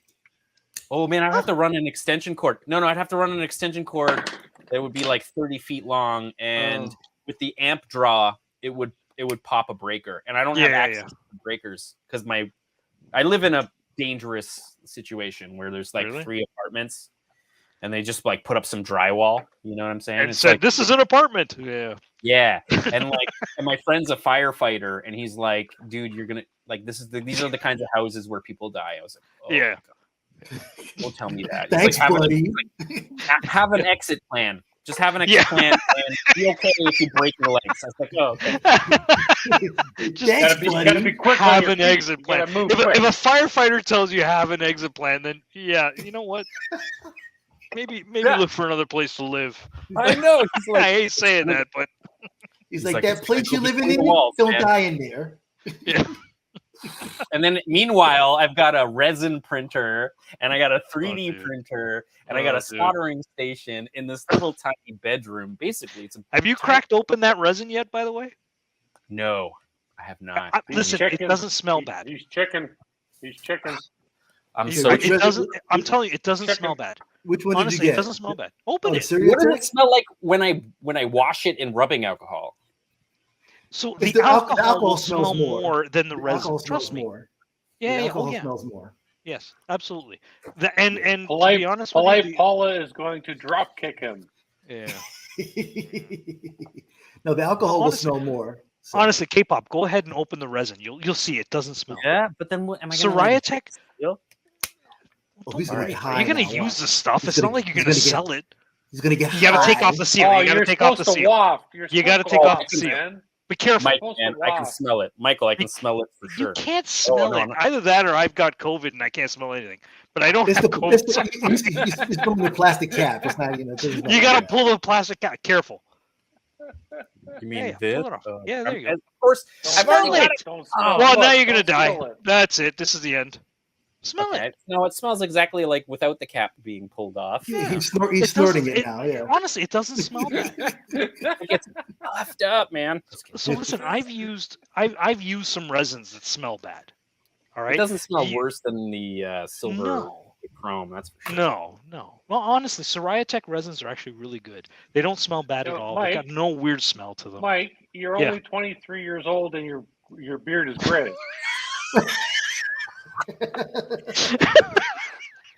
That might be the resin, man. Yeah. Resin did this to me. Yeah, you really want to get into 3D printing? I'm 28. This is what exposure to resin does to you. No. Right. It's all good though. Just print, man. Just print. Yeah, just print. You'll be fine. Once you get over the initial hump, it's golden after that. Yeah. Aldrez, man, I'm more of a diesel kind of guy. I like the smell of diesel in the morning. But yeah, no, I mean, I'm ready. I'm basically ready to go with the 3D printing. I just need to figure out the model, figure out how to like. So listen, before you start printing, you're gonna have to level that bed. Now that you've put the wham bam plate on it, you're gonna have to level it, right? Yeah. So what you do, take the vat off. I'm gonna walk you through this, right? And you're gonna have to remember. So first off, obviously, loosen those 4 bolts, right? So you loosen those 4 bolts up so that you can allow the bed, the build plate to actually move, right? Take the vat off the printer, put a piece of paper down, right, over the screen. Put the build plate back in place, right? Tighten it down. And I think in one of the settings, you're probably going to find, you're going to find in one of the settings that you can tell it to go home, right? Okay. What'll happen, the thing will come down and it'll come down on top of the paper, right? Yeah. And then what you're going to do is you're going to press down. Before or after you buy the Grecian formula for men? This will be before. So you'll press down on the build plate, right? Tighten the screws down just a little bit, right? Just tighten them down just a little bit, and then pull on the paper. Oh, right. That's okay. When you and I mean just slightly pull on the paper, right? If you have the same drag resistance, right? And you'll notice I'm using 2 hands. So you use 2 hands, grab both sides of the paper, and just start pulling it out, right? Yeah. If you get the same resistance as you're pulling it out, then you know your bed is good. It's level. Yeah. Tighten the bolts up. Pull the paper again just to make sure. Pull it from both sides. right? So pull it from like front and then pull it from both. And you'll notice again, 2 hands, right? Yeah. As long as you've got the same resistance, you're good. Everything's going to be nice and level. That will solve probably 99% of the problems that people have whenever they print. To make sure right? it's level. And then after that, the first thing you should do is print an exposure a test piece. Piece. Calibration piece. Yeah, and so that's exposed. Yeah, and that's the next thing to make sure of. Because once it's level, then you have to make sure you have the right exposure for the resin you're using. And then once you get those two together, you won't get failures like 99 to 98% of the time. You will not get a failure. Yeah. Once you've got that all set up, like I can tell you with you about this. One of mine, I can tell you with one of my Creality printers, my LD002H, which is it's a smaller printer than the one you've got, but it's a 2K monochrome screen. Nice. And I had a hell of a time getting that thing to level. Okay. Like it took me a long time. I can't tell you how many failed prints I had. Just running it after, and it was just kept failing. Just like nothing would stick to the build plate. And ultimately, it all boiled down to the fact that my build plate itself just wouldn't like it just wasn't level. And I had to do a lot of weird stuff to get that thing to sit level. I had to like shim the build plate and, like using a screwdriver to kind of put just a little bit of extra pressure in like one little area just so I could tighten it down, and then I'm dragging the paper and I'm like, okay, finally, it's level. When you finally snug up, does it change? Does it? Yes. It twists. It twists and it does warp and it does some weird shit. That's why I'm saying like, leave that paper there, tighten it just a little bit, drag it a little bit, tighten it a bit more. So you're kind of back and forth till you get it to a point where it's like, okay, now it's nice and tight, everything's nice and snug. Okay, lift it back up, get the paper out, put the vat in, and off you go. So D-Boy's world is the hair hasn't moved since the beginning of the show, which I'm assuming is all the Soraya tech. It's all the Soraya tech that you've been like, and then it just hardens this. It's the freaking UV light hardened the Soraya tech. I'll be right back. We got to plug in something. Hold on one second. Soraya Tech hair care products. That's what I use. It take a lot to move that hair. That's what I've been reading about all this stuff. It's like not to spill it anywhere because like. So here's the thing. You do not want to come in contact with uncured resin, right? At all. Yeah. Sure. If you do, obviously wash your hands right away, like wash wherever it comes in contact right away. But I'll be honest with you, while the resin is bad, the alcohol is just as bad. Yeah. Right. So you use IPA, right? You've got IPA, which is very good. Yes, 99.9%. Is that Indian Pale Ale? That's Indian Pale Ale IPA. Yeah. Don't be drinking that shit. Rubby. When I got started, and I'll tell you, so when I got started in hold on, Racing Legends, I'm just gonna stop you for a sec. I gotta pee like a You gotta break the seal. See? Man. See? I had to bail earlier. See, I gotta do it. I'm gonna come back though. You guys talk amongst yourselves. Yeah, but you're missing all the good information. Well, don't hold the information. You guys can talk about other things. I don't know. I gotta. You want us to freeze? Wait for you to come back. We'll just wait for you to show up. I'm going back to where I'm at. I promise. Pee break, and he's left us all here. Here we go. Here we go. Talk of monster shells. Talk of monster shells. Monster shells. Oh shit! I'm trying to watch the comments here. I've been trying to watch the comments as well. It's kind of difficult, but it's funny. Hey, my friend. What's alcohol is good. It's got to be from Eastern Europe. New idea for a T-shirt. Just do it. So, MonsterParts, what do you use to clean your parts? I use IPA. Just IPA. I use a washing cure station. Yeah. But basically, when I wash my parts, I can literally like I have an Anycubic mono, and my mono X is coming tomorrow. Nice. The bigger one.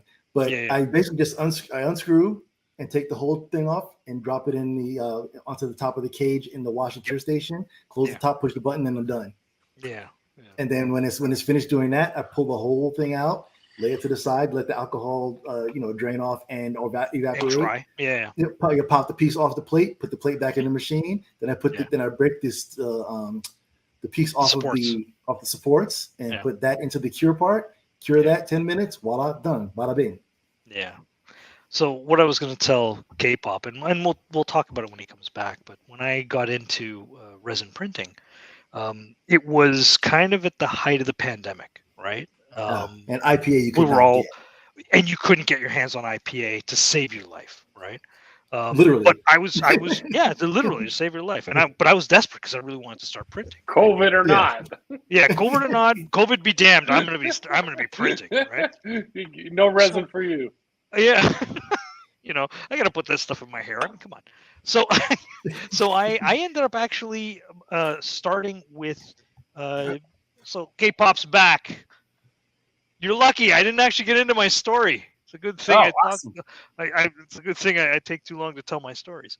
So what I was asking Jimmy was what he uses to print, to clean his parts with, right? And the reason why I'm saying it, or the reason why I was asking the question, why I asked you if you've got IPA, is because when I got started with resin printing, I couldn't get my hands on IPA because it was at the height of the pandemic. You couldn't get your hands on it, right? Yeah, no, you couldn't.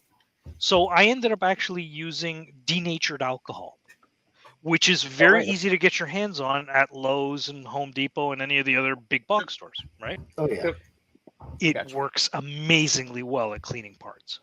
Incredibly well at cleaning parts. And it's cheaper. Yeah. But oh boy, I'm gonna be switching to IPA soon. It's far more toxic. Yeah. When you come in contact with it and repeated contact with it, it will cause your skin to dry up and actually peel and start to come off. It is highly flammable. In fact, when you go and buy it, it'll say denatured alcohol, fuel in big words, right? Oh, fuel. Oh, man. So you do not want to be using that stuff anywhere near an open flame, certainly not near a furnace or anything like that, right? So I'm only saying this kind of as a warning to you and to anyone else who's watching and in the chat. Denatured alcohol works great, but I would kind of avoid it if you can, right? No, I won't. I mean, I've got the. Yeah, I mean, I should have got 2 gallons of. Get more. I'm gonna get more. It lasts a while. Like you can actually use it for quite a while, right? Like it'll get cloudy and full of resin, residue or whatever. But it'll still work. It'll still do its job, right? You don't get the cool sort of the show of your part sort of in the cleaning thing while the thing is doing its whatever, right? You don't get to see it anymore. It's just gray. It's just cloudy. But at the end of the day, it'll still work. It still works well. And then what you can do is you can actually, what you should do, get a big glass container, right? Certainly something with a lid. I got a big No. When your IPA is so sort of cloudy that you can't doesn't clean all that well anymore. When you can stand on it. Yeah, well, you can basically stand on it, pour it into like a glass container and leave it out in the sun, right? And what'll happen is it'll harden all the resin and it'll just sink. And it'll sink, right? Nice. And then use like paint filters or whatever, and you can actually filter that stuff out, and you can reuse the IPA. So you can actually reuse it and recycle it. RCR Legends, I'm like not too concerned about that because there seems to be a lot of information about that. It's more the flow, right? So like I've got this thing, it sinks into the resin, it comes out with a part, right? This is all covered in resin. Everything here is just gooey with shit, and so I know some people 3D print these things that hold the thing at a 45 or 15 degree to 45 degree angle, so it can drip all of that back into the vat. That one doesn't. That one doesn't have a pivot on it. A loose one you just stick it in this, so you can't really. Okay, but that's fine. So in my case, I don't do that. Some people do. Yeah, some people do if you really want to save all that resin because listen, way back when resin was almost $100 a bottle, But at this point now, where it's like what, $30 a bottle, you know, $40 a bottle at most, Yes. you know, I don't bother doing that. So what I do, I actually have a bracket that I printed off of the Thingiverse. What I do is I literally take that entire build plate off my printer, put it on this bracket, tighten it down with a bolt, and then it just drops right into my cleaning station. Put the cover on the cleaning station and just hit the go button and let it do its thing for about 6 minutes. You know, it does its cleaning. With the Soraya Fast, because I use Soraya Fast. So I use 2 different resins for the most part. I use Soraya Fast for anything that is like a static model, right? Which is the stuff you've got, right? So anything that's like this, I guess, sort of like a static model type thing, right? Like a figure or whatever. I thought it was Johnny 5 for a second. It's Johnny number 5. It's number Johnny 5. So anything like this, I'll use Soraya Fast, right? Because it works really, really well. It's a relatively fast curing resin. With it. And it gets great detail, right? It gets really good detail. Awesome. And because it's not it dries hard. It's not pliable. It dries hard. It is a little brittle, but it depending. I mean, there are some parts that are actually a little bit flexible, I've seen. So it's not so bad, right? But what was I going to say? So like I said, what I'll do many times is I'll actually double wash parts that come off of Soraya Fast. So I'll wash it, take the build plate out. I'll pull the actual magnetic plate off, right? Now I should mention in my case. So what I've done, and I think I mentioned this in the chat at one point. So if you go to a dollar store, right, pick up like a cookie sheet or something that where you can actually put like a baking sheet where you can put the printer on it. But while you're also there, grab 2 or 3 like large plastic sort of Tupperware type containers, right? And what I'll do is I'll take my parts and I will put them into this Tupperware, right? So I'll take off the build plate itself, and I'll put the flexible build plate. I'll take it off. I will put my build plate, and then I'll snap off the model, and I'll put that flexible piece into one Tupperware, right? And just sort of leave it. I'll have my part in another one, right? And I'll just let it sit there and let the stuff just evaporate and let it dry, right? Telling you right now, Mike, Michael, man, this process sounds like it sucks. It is. Listen, once you do it a few times, and listen, you're gonna alter it, and change it for yourself, right? Oh no, listen, it's not, dude. I haven't even gotten to the part where you start to actually clean the build plate, because you do not want to take that thing and just put it back in the printer and just start printing. So I actually use like cleaners to clean the fucking build plate, do all that stuff, and then put it back on the printer. Okay, Mike, you are a better man than I am. You really are, because this is my workflow. Yeah. Let's hear it. Let's hear it. This is good. I use Soraya Build, which is a little bit sturdier. You can actually tap it, and you get it's a little sturdier. Yeah. These wheels are done in Build. There you go. I take the thumb drive, put it in the printer. I hit print, let it go, then let it do its thing. Sure. When it's done, I let my print sit for a little while till you get a lot of the drippers to the drip off, because the top of the build plate is shaped like this anyway, so a lot of it drips off. So and just down. drips right off. Yeah. So I wait for that to happen. I unscrew, yank the top, no gloves or anything. I'm tell you how to tell the truth. Sure. Wild man, we got a wild man right here. Grab it from the top. Open up the top of the the wash container, drop it right into the basket, because the basket's got a holder that the build plate kind of rests on. I take that, drop it in there, close the lid, hit go. So this whole thing goes into drops that right in. cleaner. Yes. Yeah. And so what happens now, is, like you're saying, does you have your build plate? So does your build plate actually get submersed in the mine does. IPA? Yes. Yeah. So I have enough IPA in my thing that the build plate covers the build plate. Yeah. So that when I pull everything out, everything's been cleaned by the IPA. So the actual build plate is already clean. Yes. After that, I scrape off the part and let that dry on the side. Let the alcohol evaporate. And then the build plate, I take a paper towel and completely wipe it off, because it's clean. It's just covered with alcohol. Yeah. And I just make sure there's no chunks on it or whatever, which usually there isn't. It's smooth. And I wipe off all the alcohol, put it back in my machine, wait for everything to evaporate. Yeah. And I'm ready to print again. So you're, like I said, that's multitasking right there. That's multitasking. So in my case, like I said, I do go through the extra effort of cleaning my build plate and the magnetic flex plate. I'll clean it a second time, so I don't just go straight out of the alcohol or the denatured alcohol in my case, and then go right back into the build. No, I will clean that off, and then generally speaking, like I said, I'll let my parts sit and dry, and if I'm using fast, I'll run them through another cleaning. Right, just the part itself. I'll run it through another cleaning for a second time, and then I'll go through the cure process. If I'm doing build, like if I'm just using build, I only do one cleaning. I find that build only needs one cleaning.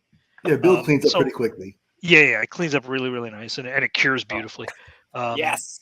So for build, like I said, I use build for anything that is structural, anything that's functional. So, for example, these wheels, right, which I've shown you guys before, inserts, Civic Type R, Integra Type R style wheels.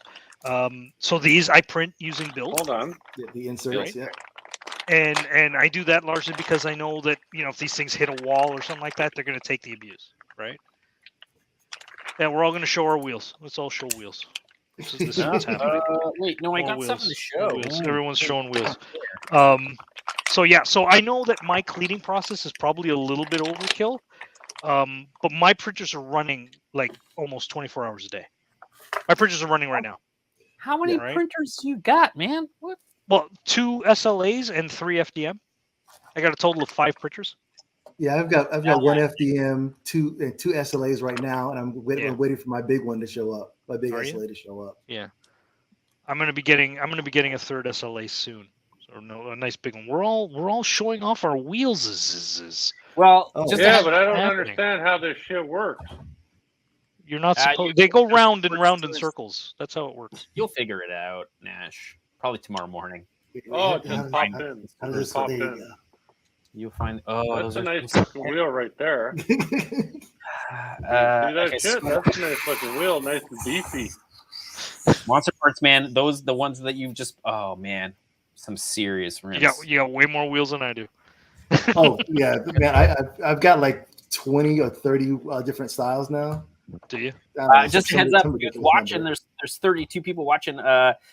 These are going to be included in the next raffle with the cage. Just a heads up, courtesy of Gear Guy. Is that from Gear Guy? I was about to say, those look like Gear Guy's work. Yeah, and they're very clean, perfect rims for MST barrels. Hold on, I'm going to get back to all you dudes. So he sent me 4 sets of these. So for the next 4 raffles, these will be included. Nice. Courtesy of Gear Guy. Huge. I thought I'd plug it out. I don't know. I'll see your wheels and I'll raise you a Chevy small block. Freaking Chevy small block. with a separate crank. With the separate crank. Yep. There you go. Nice. Did you print the bearings? No. I didn't print the bearings. No. I could, but I didn't print the bearings. There's a camshaft slide in there too. You know what? I haven't printed the camshaft yet. This is all FDM stuff. MonsterParts is showing off some cool stuff. Oh man, yeah. He was asking me if there was a turbo Mac. This is a Hydron. Nice. Yes, it's a Hydron wheel. It's got the vents on it. Then I've got this is an SSR. This is SSR Aero. Yeah, dude, just beautiful work, man. Just really good. This one is can't remember the name of it, but it's actually got the name. You can see the name in the wheel there, like going around the lip. Apparently, Bruce doesn't have a 3D printer. He's got a small CNC. Dude, man, so you're like negative, like what subtractive? Subtractive. That's right. Traditional manufacturing. It's more traditional. I love CNC machines, man. Yeah, man, I would love. If I win the lottery, dudes, and I've been playing, I'm never gonna win it. But if I do, oh man! As long as you're realistic about it, K-pop, we're good. I know it's never gonna happen, but I can dream about it. When my head hits the pillow, I'm like, what 5-axis CNC machine would I buy? Ooh, oh man! You want me to show you guys something? Want me to show you guys something really cool that I printed? Hang on a Yes. second. Here, I'll be right back. 1 second.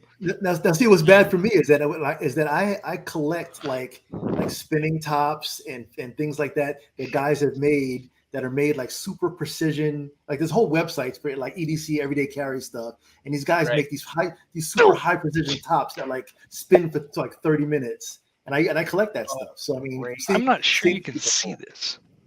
That's super cool, Jimmy. Hurry, let's see. Oh yeah, I don't know if you're gonna have to go further back. Yeah, is that What the fuck? okay, hold was on. that a Soviet man? Are you launching the Suez? No, this Is that the Sputnik? this is. Let's see if you can see this. Can you see this? Yeah, I can. Okay, this is That's not Tesla. Starship. This is Starship. SpaceX Starship and the super heavy booster. But This the thing super stands. booster This thing doesn't have stands a like width at the 4 bottom, feet does it? tall. Yeah. Yeah, that's super cool. FDM, obviously. Yeah, this is all Does it done with fly? FDM. I printed this actually for a SpaceX engineer who contacted me Oh, cool. and wanted a print done. No And way. this was the first one, and I didn't like it. So I ended up printing a second one, and I ended up getting stuck with that first one. Oh, what do you mean stuck with it? Now you Well, just because what the hell am I going to do with it?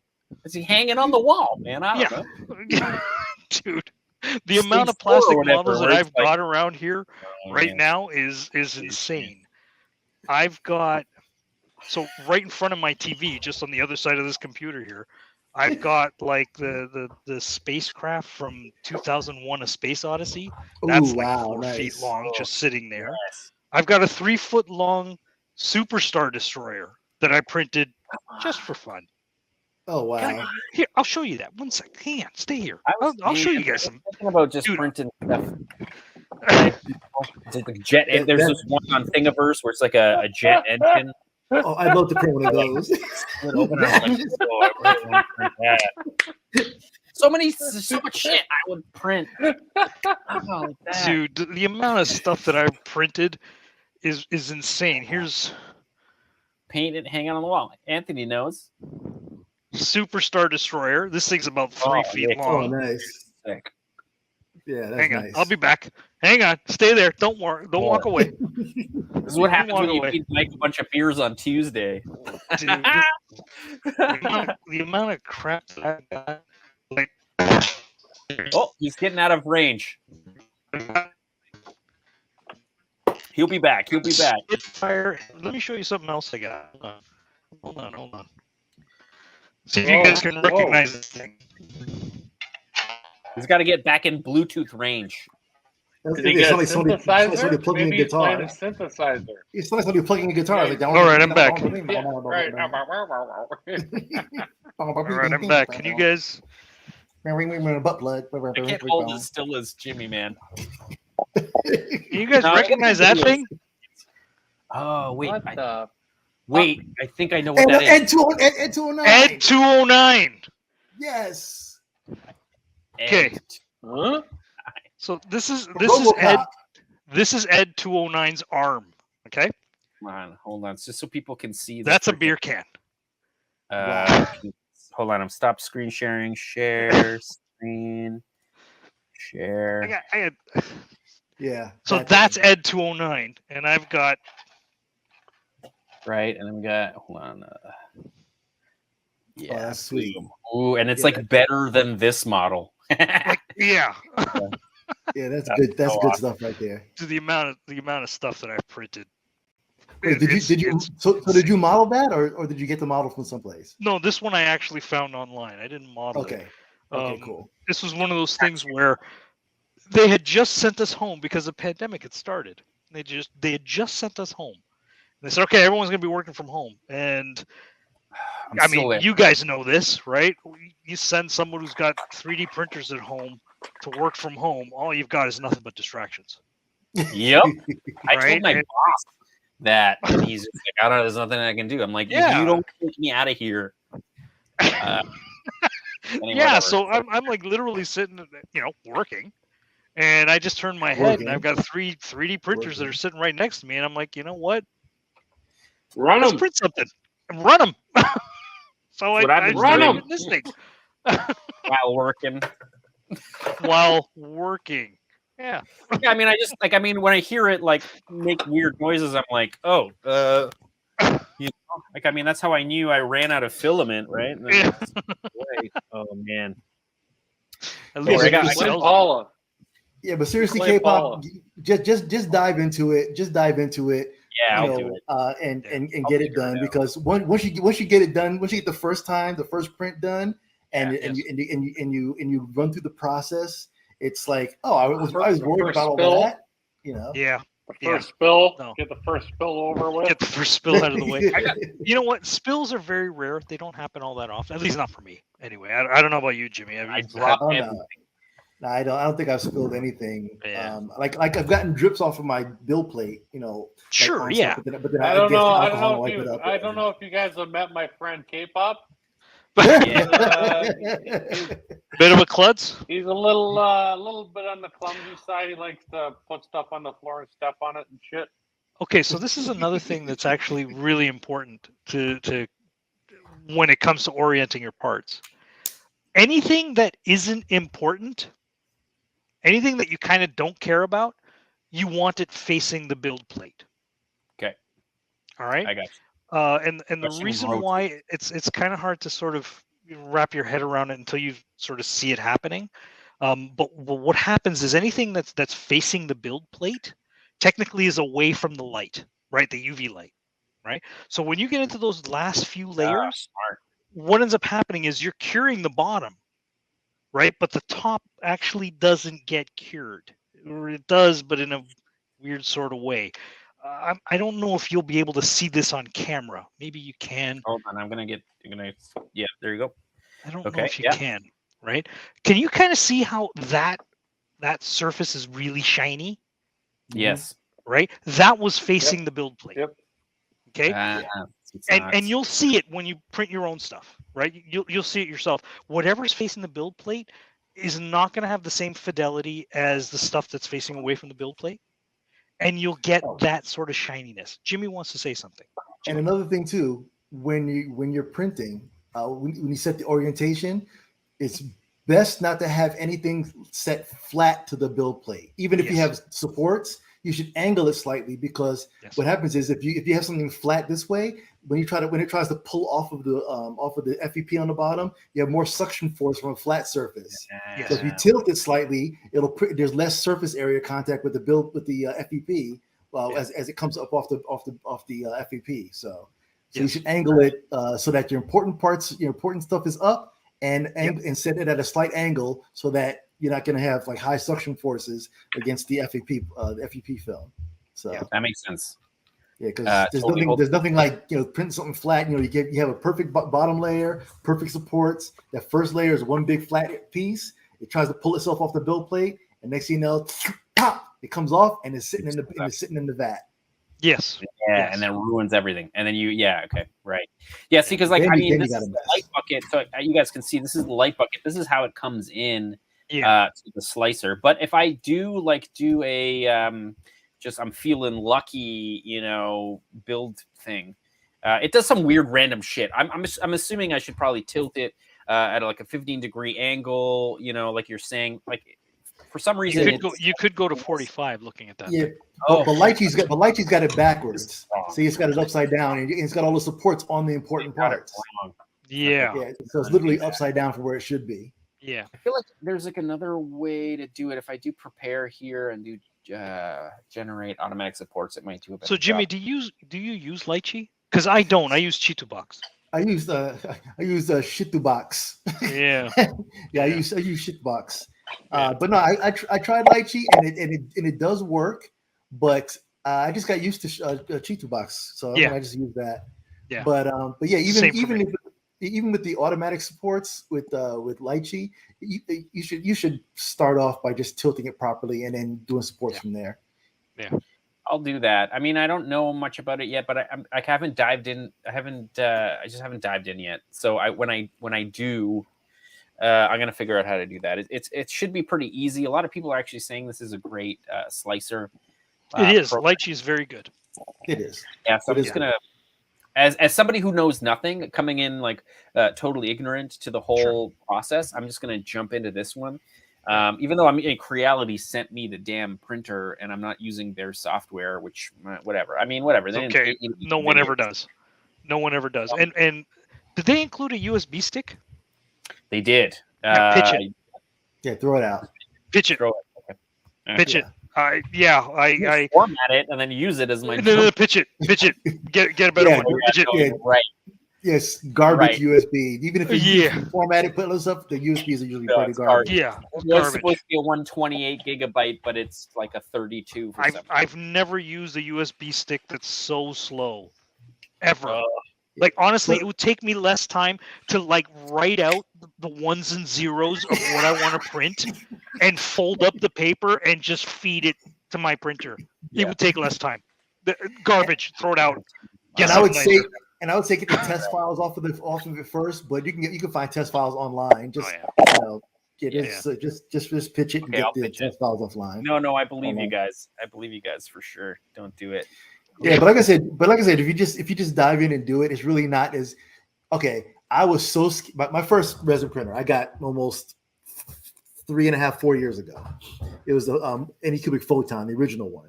Nice. And I was so scared to use that printer that it stayed in its packing box untaped for more than 1.5 years. Really? Before I even unpacked it out of the box. I was that terrified of using it. I'll admit under my was desk in its box. Mine was a month. No, it stayed under my desk in its box for about a year. Yeah. Then I was like, you know what? I'm just gonna do it. And then when I did it, okay, I'm a little iffy, little whatever. I did it. I'm like, dude, I could have been printing this whole year. Yep. And it was nothing after that. Yeah. You know. And I just gotta get it. 3 printers in, and go from there. What's you got your shit all lined up to start printing.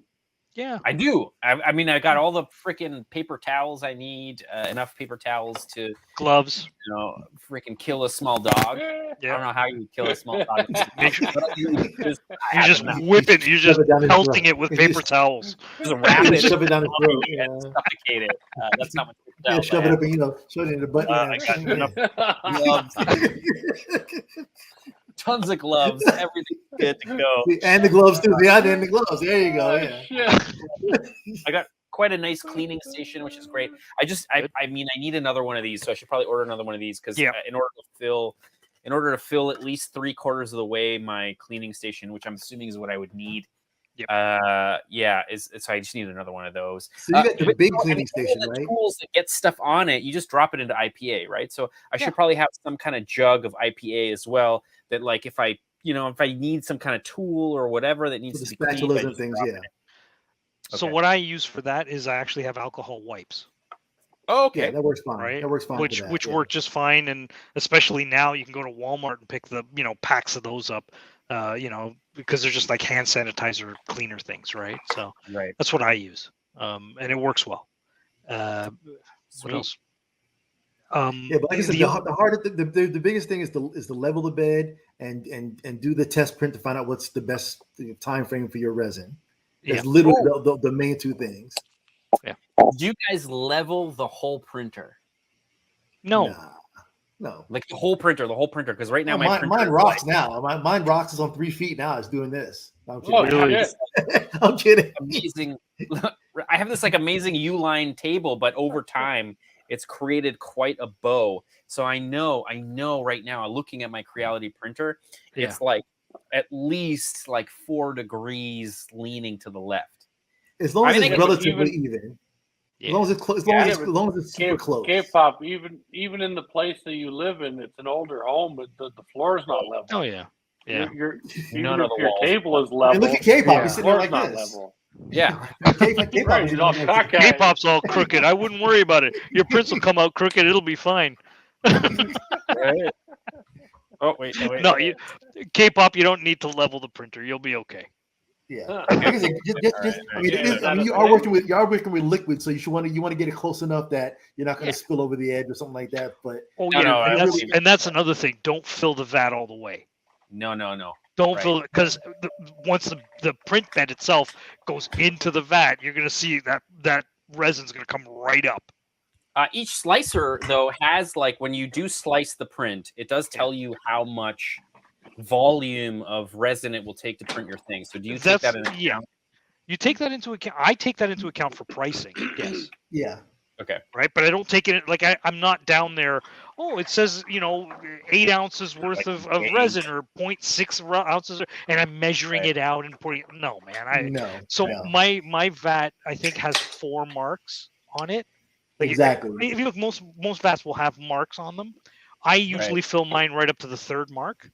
Exactly. Right, and that's typically. That's I've never had a print that's had that much volume or that much material in it that I've ever like gone down that far. So I mean, even the driver figure that I printed out that you showed earlier. Yeah, it's hollow. I hollowed it out, but it's still.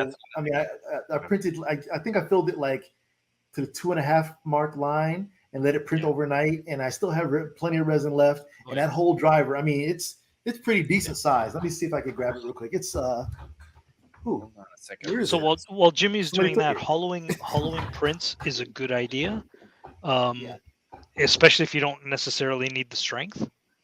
But just remember, if you do hollow it, you'll have to use the slicer to put holes in the bottom as well. I mean, it's a pretty big guy. That is a pretty decent size. Yeah. It literally took up the entire build plate of the small resin it's printer. So badass. So that's why I'm getting a larger resin printer, so I can print this and all the ancillary stuff like the pedals and everything to go along with it. That's nice. Yeah. Very well done. Man, I really wish I could see like where your supports were, Oh, and I don't have do I have a picture of it with the supports? I could just put up on the camera here. Yeah, see, like it's hard to see because nobody ever shows that, like where it's hard to figure out. If you want, send me that light bucket. I'll pull it into my slicer, and then I can just take a screen capture and send it back to you how it should be oriented. That's the guy there. Yep. All right, nice. Okay, interesting. Very interesting. See, it's at a slight angle, and then I have the supports on it right there. And you'll notice what's not important is all the stuff that's facing down. Exactly. Right. I make sure all the details, all the stuff you see, and all the bottom surfaces, stuff that you don't care about. So you face that to the build plate. And a character with a face, whatever like that, you lean it back so the face is facing up. That you don't even have any support. So you don't even have any supports on it. So you don't have to worry about cleaning up things in the face and stuff. So. Damn. All right. This is good. Once you do it a few times. With these guys telling you what to do here at K-pop, you should knock this out of the park, yo. I kind of feel like I'm really lucky. Wow, look at that. Yeah, that's me. I'm really lucky to have all these guys helping me out for sure. Because good lord. Yeah. Oh, damn right. It would be hard to. It would be hard to gain this experience. I feel like I'm, I don't know if you guys know the Dunn-Kruger effect. Dunn-Kruger effect, yeah. Yeah. So there's the king of Mount Stupid. Dunning and Kruger. Yeah. Whatever. Go ahead. Sorry. So it's all about like you've got confidence, right? I feel like I'm in the valley of despair. Where like I realize how much I don't know. Dude, the moment you do your first print, you're gonna be like, man, why was I freaking out about this? I'll do it. And then I'm like, I was so pissed at myself for waiting as long as I did. I was so pissed at myself. Yeah. All right. Now I'm just throwing resin around the room, dancing in it, putting resin on my fingers and shining a UV flashlight on my fingers and say, "Ooh, this is cool," Pulling a mic, getting it in the hair. No, doing like what I'm doing. No. I mean, that's why I'm prepping this thing so that it's the correct size, so that I can do it, and then I'm gonna resin print the first set in resin.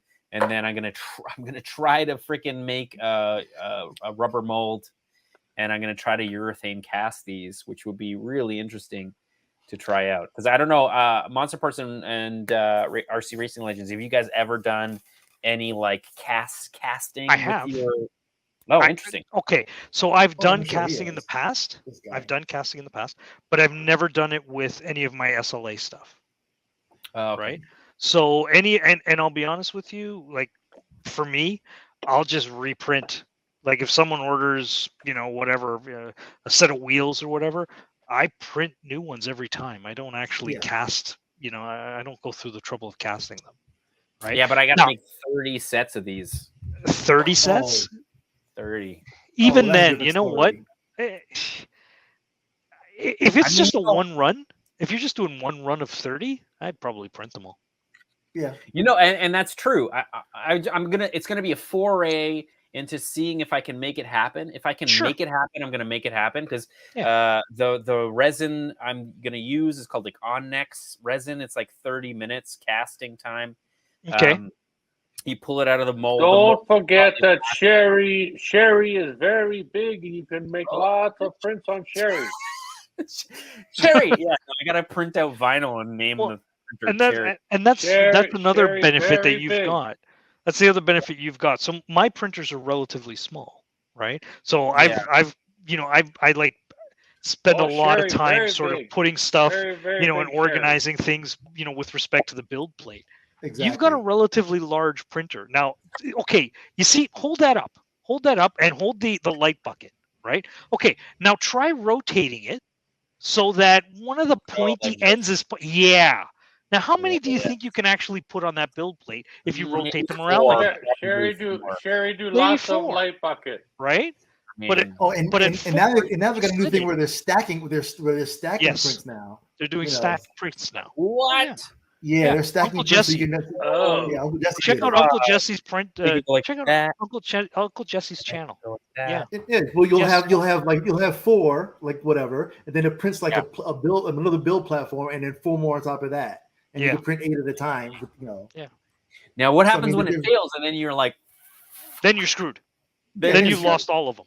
But here's the thing: if you can put 4 on a build plate, like how many prints do you have to make then? Yeah. And right? You just said you have to do 30 sets, right? I love this. This is like amazing. It's amazing. Yeah. It's just like an enlightenment. Yeah. I feel like you guys are letting me know what the Listen, there's nothing wrong with casting. There's nothing wrong with it, right? If you want to try it, by all means, do it.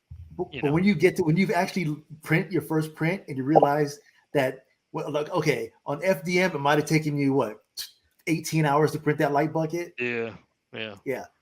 When it prints that headlight in an hour and a half on SLA, and 2 hours or 4 hours. Yeah, and you don't have to touch it. You don't have to sand it. You don't have to do anything. You literally just cure it. Take all the supports off, cure it, and it's done. The big thing for me that was like just in my mind is like so crazy is that like if I was to print one of these, it would take the same amount of time. And you see the way you've got it oriented? That's how I would do it. 6 times, So you print 6 times. You can print 6 in the same time. It takes a print. Yeah, it prints a full layer at a time. So you fill the build plate completely, and you understand each layer is about 2 to 2.5 seconds. Right. Each layer is 2 to 2.5 seconds. Yeah. Is that a mosquito? Oh my God, there's a mosquito. Dude, how do you have insects? There's a mosquito in Canada? In the winter. They're the worst. But in what? That was a fucking mosquito. Threw an F-bomb in there. Oh, anyway, whatever. It'll bite me. I know it will because I got sweet blood. Whatever. Yeah, it's a beer. It was time totally for some dirty blonde. Oh, I wish. Cheers, boys. Cheers, everybody. Drink up. Cheers. All right, I'm gonna let you guys talk amongst yourselves again because you gotta run off again. Oh, see, broke the seal. Shut up, Nash. Hey, since we're talking about beers, no one on the chat has seen this yet, but I'm going to show everybody. Oh, that, yeah. I'm going to totally miss it. This is a beer. This is a beer that I found, and it looks like a Tamiya model. It looks amazing. Oh, shit, look at that, eh? It is cool. This is a beer. It's a pack of beer. What kind of beer is it? It is beer. Tamiya beer. You have to build it yourself. Barbarian Haze IPA. I found this in the store today, and I just had to buy it. I'm like, you know what? I'm gonna be on the stream. I got to take this with me. So yeah, it's from some company called Three Floyds, wherever that is, right there. I thought it was kind of cool. Huh. It even says a 612 scale on the side there. Yeah, like it's 12 scale. And it actually has like fine print if you read it, and it actually like talks about like the scale and stuff like that, and not to use glue. It's actually really cool. No, you really shouldn't use glue. I can't open it. Yeah, no. It's beer, and I can't open it. It's terrible. But yeah. So, like I was saying, I know that my cleaning procedure is probably a little bit overkill. To be honest with you, it doesn't take me that much longer to clean everything before I get it back on the build. But before I, put the build plate back on the printer and get the printer started. So, yeah. Did you guys see the Tamiya beer? Yeah, I can show it again if you want. Oh man, here's the Tamiya beer. How did you see the Tamiya beer when you were taking a piss? Oh, no, I just saw him like intro it and then it ran off. So this is from Three Floyds Brewing, Barbarian Haze IPA. It's cool. I mean, just the packaging alone is really awesome. Yeah, it Eric really looks like Tamiya as well. The logo looks like Tamiya. It does. People always asking where it's from. Cheating bastards. Where's That's so they can get all the kids to start drinking. Three Floyds. Three Floyds. That's the name of the. That's the name of the I guess the brewery. Floyd's the brewery. Huh. Yeah. But it's cool. I thought it was really cool. Yeah, no, that's. I mean, the fact that you found like, yeah, damn right. Yeah, to get beer for Tall Can Tuesday, and then you found a Tamiya beer. Yeah, exactly. That's why I had to grab it. And I think it's kind of local. Like if you look on the back, it's actually got like some sort of map where it talks like Lake Michigan. Oh, all right, so it's in the Michigan state. Yeah. Oh, that's a lot of breweries there. A lot of breweries in Michigan. So I thought it was kind of cool. I had to get it just for the stream today. Yeah. Deep Boys World. It's not Canadian beer. It's definitely from Michigan. And this is also from Detroit, Dirty Blonde.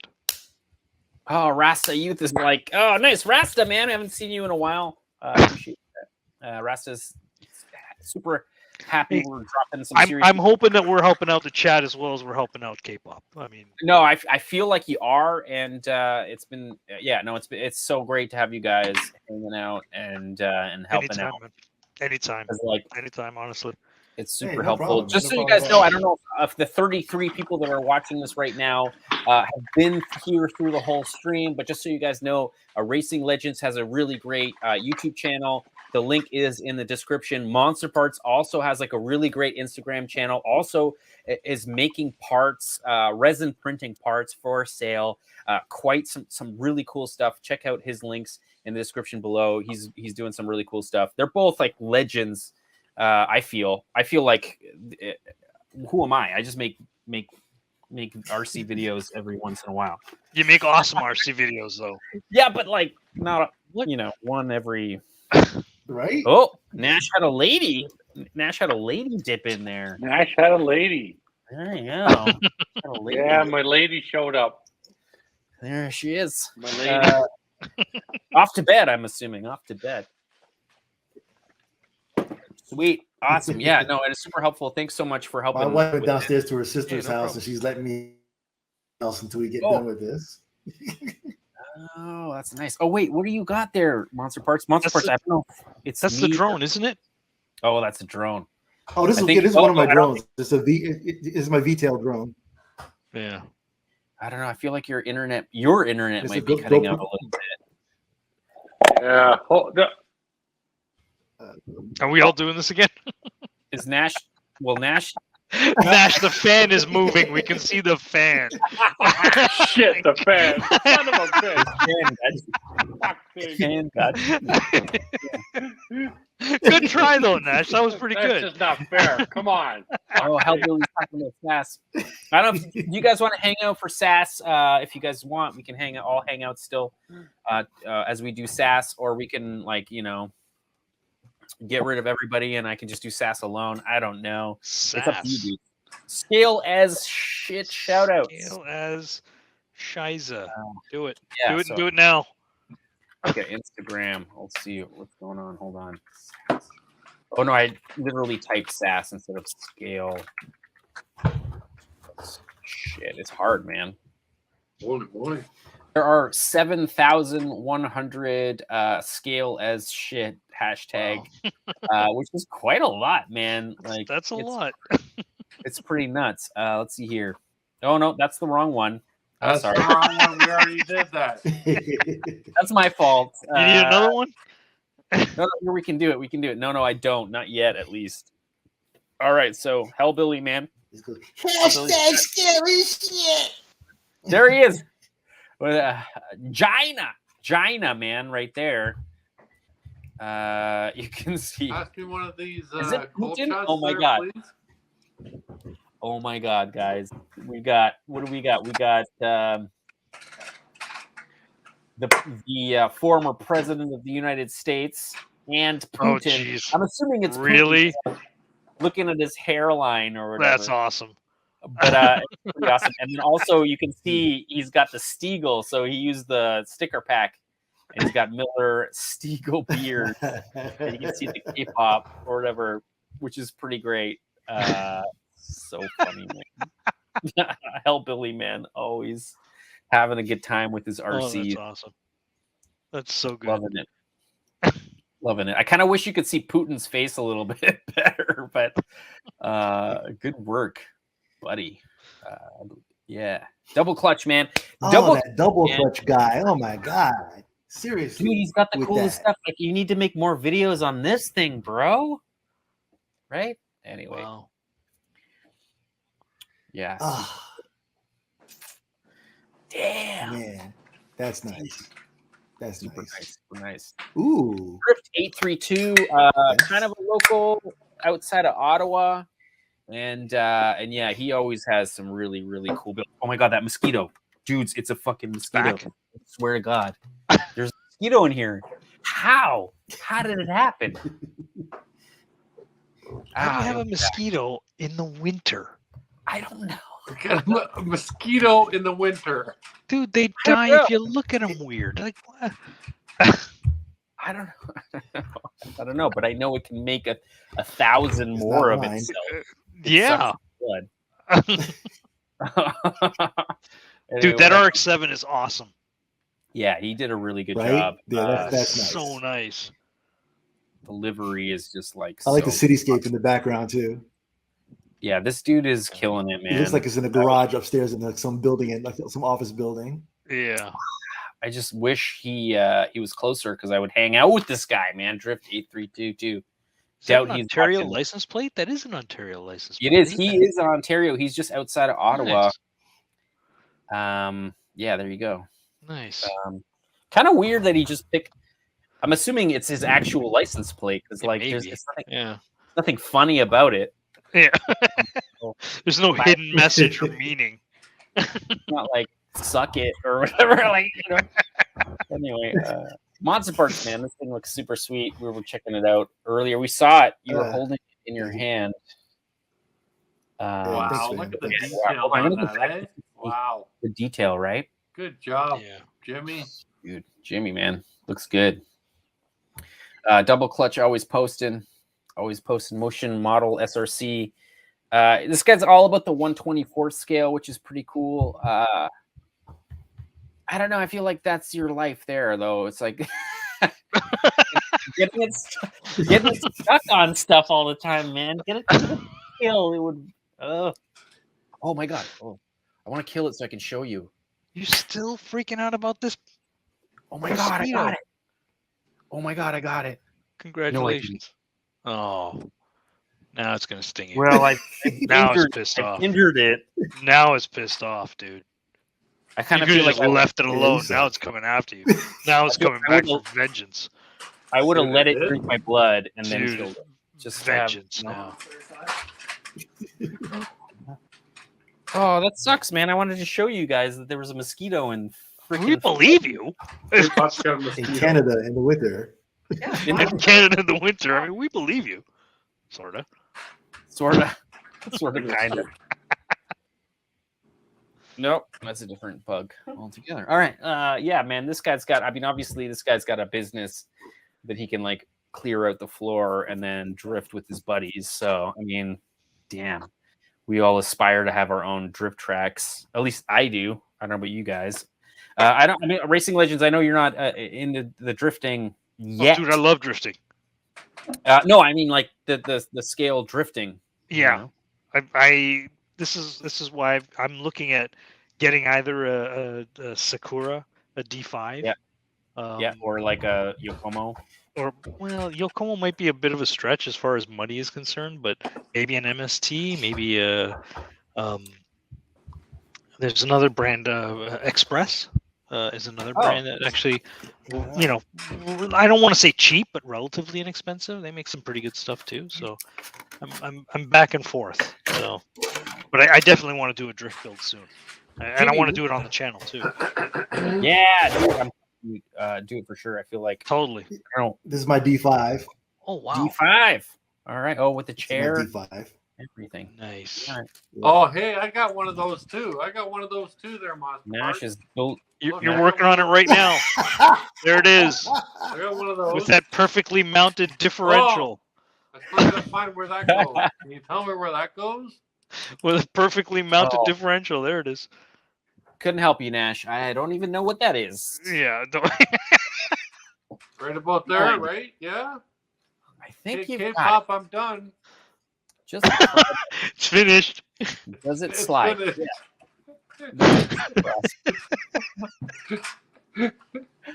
Oh, man. Yeah, I mean, there's the box. We got two of these kits. I'm assuming I'm gonna build one of them. I think, and Nash is gonna build the other one, and then maybe we'll. Dude, send it to me. I'll do a build series. Send it to me. I'll do a build series, and I'll drive it back up there. It's up to you. I'll do a build series. These things. And then I'll bring it back. Is that the magnetic hold downs for the body? Yeah, yes. Hold on. I saw that. Yes, but it's the ones. But it's the ones from Sakura that these things hold like nobody's business. Really? Yeah, they're very good. I mean, not only do the cups lock in place, shape, but you can literally hold the car up. Pick the car up with them. Wow, that's really good. Yeah, that's really good. Strong, yeah. That's in bag 8. That's bag 8. Jimmy, that's in bag 8.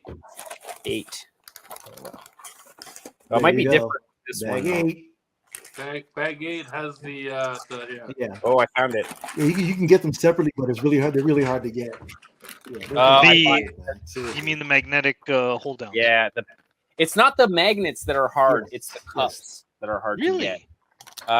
Because they're custom stamped. But the minute that Elite had them in Montreal, I bought all of them. So I have like 9. So you didn't leave anything for anybody else. No, Good job, good job. I was like, yo, it's $3.99 or whatever it was. Yes. Greedy. He left nothing on the table. I can't see it really that well. Can I pull it out? I don't know. Hey, you guys are gonna tempt me, man. I'm gonna be buying a D5 sometime tomorrow. Damn it! It's super cheap. I don't think you can really go wrong. I bought the actual 1/10 scale version of the chassis. This one. Yeah. This one, the MR, which is the like mid-engine one, so the engine is like right there instead of right at the back. Yeah. Which I don't know how well that's gonna go, but because it's all about rear weight bias with the rear wheel drive drifters, at least these chassis. But this was like $120 US. So like, I mean, the mid-motor ones transition faster. The rear engine ones have more of a swing, and a sway to their thing. The mid-motor ones it's a faster transitioning setup. But it came with a servo, so for $130 US. Really? And it came with a servo. Yeah, and the steering servo is a high voltage, so it'll take 7.4 volts, so not 8 or anything, but yeah, right. And this is straight from Sakura. Nash, what are you doing? What are we doing now? Oh, Nash is gone. Oh no, he's gone. We lost Nash. He'll be back. He'll be back. I think he was trying to show us. They always come back. Like Scoob. Zoinks. Zoinks, man. Zoinks. No, I mean, true. Altrus is saying bone. I don't know. Why are you saying boner alert? Boner.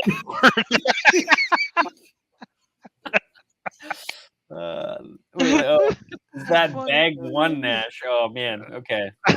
Black. Oh, hilarious. Okay. It's pretty good. You guys are tempting me about this Sakura, man. I've been on the fence for one for a little while. I feel like you know I'll what? do it, man. What the heck? Mike, man, like I'm trying to become a distributor. So Yeah. if I do end up becoming a distributor, I'm coming to you. I could send you one. I'm coming to you for sure, man. If not cost, I would send it to you, but you'd probably have to send it back. I don't know.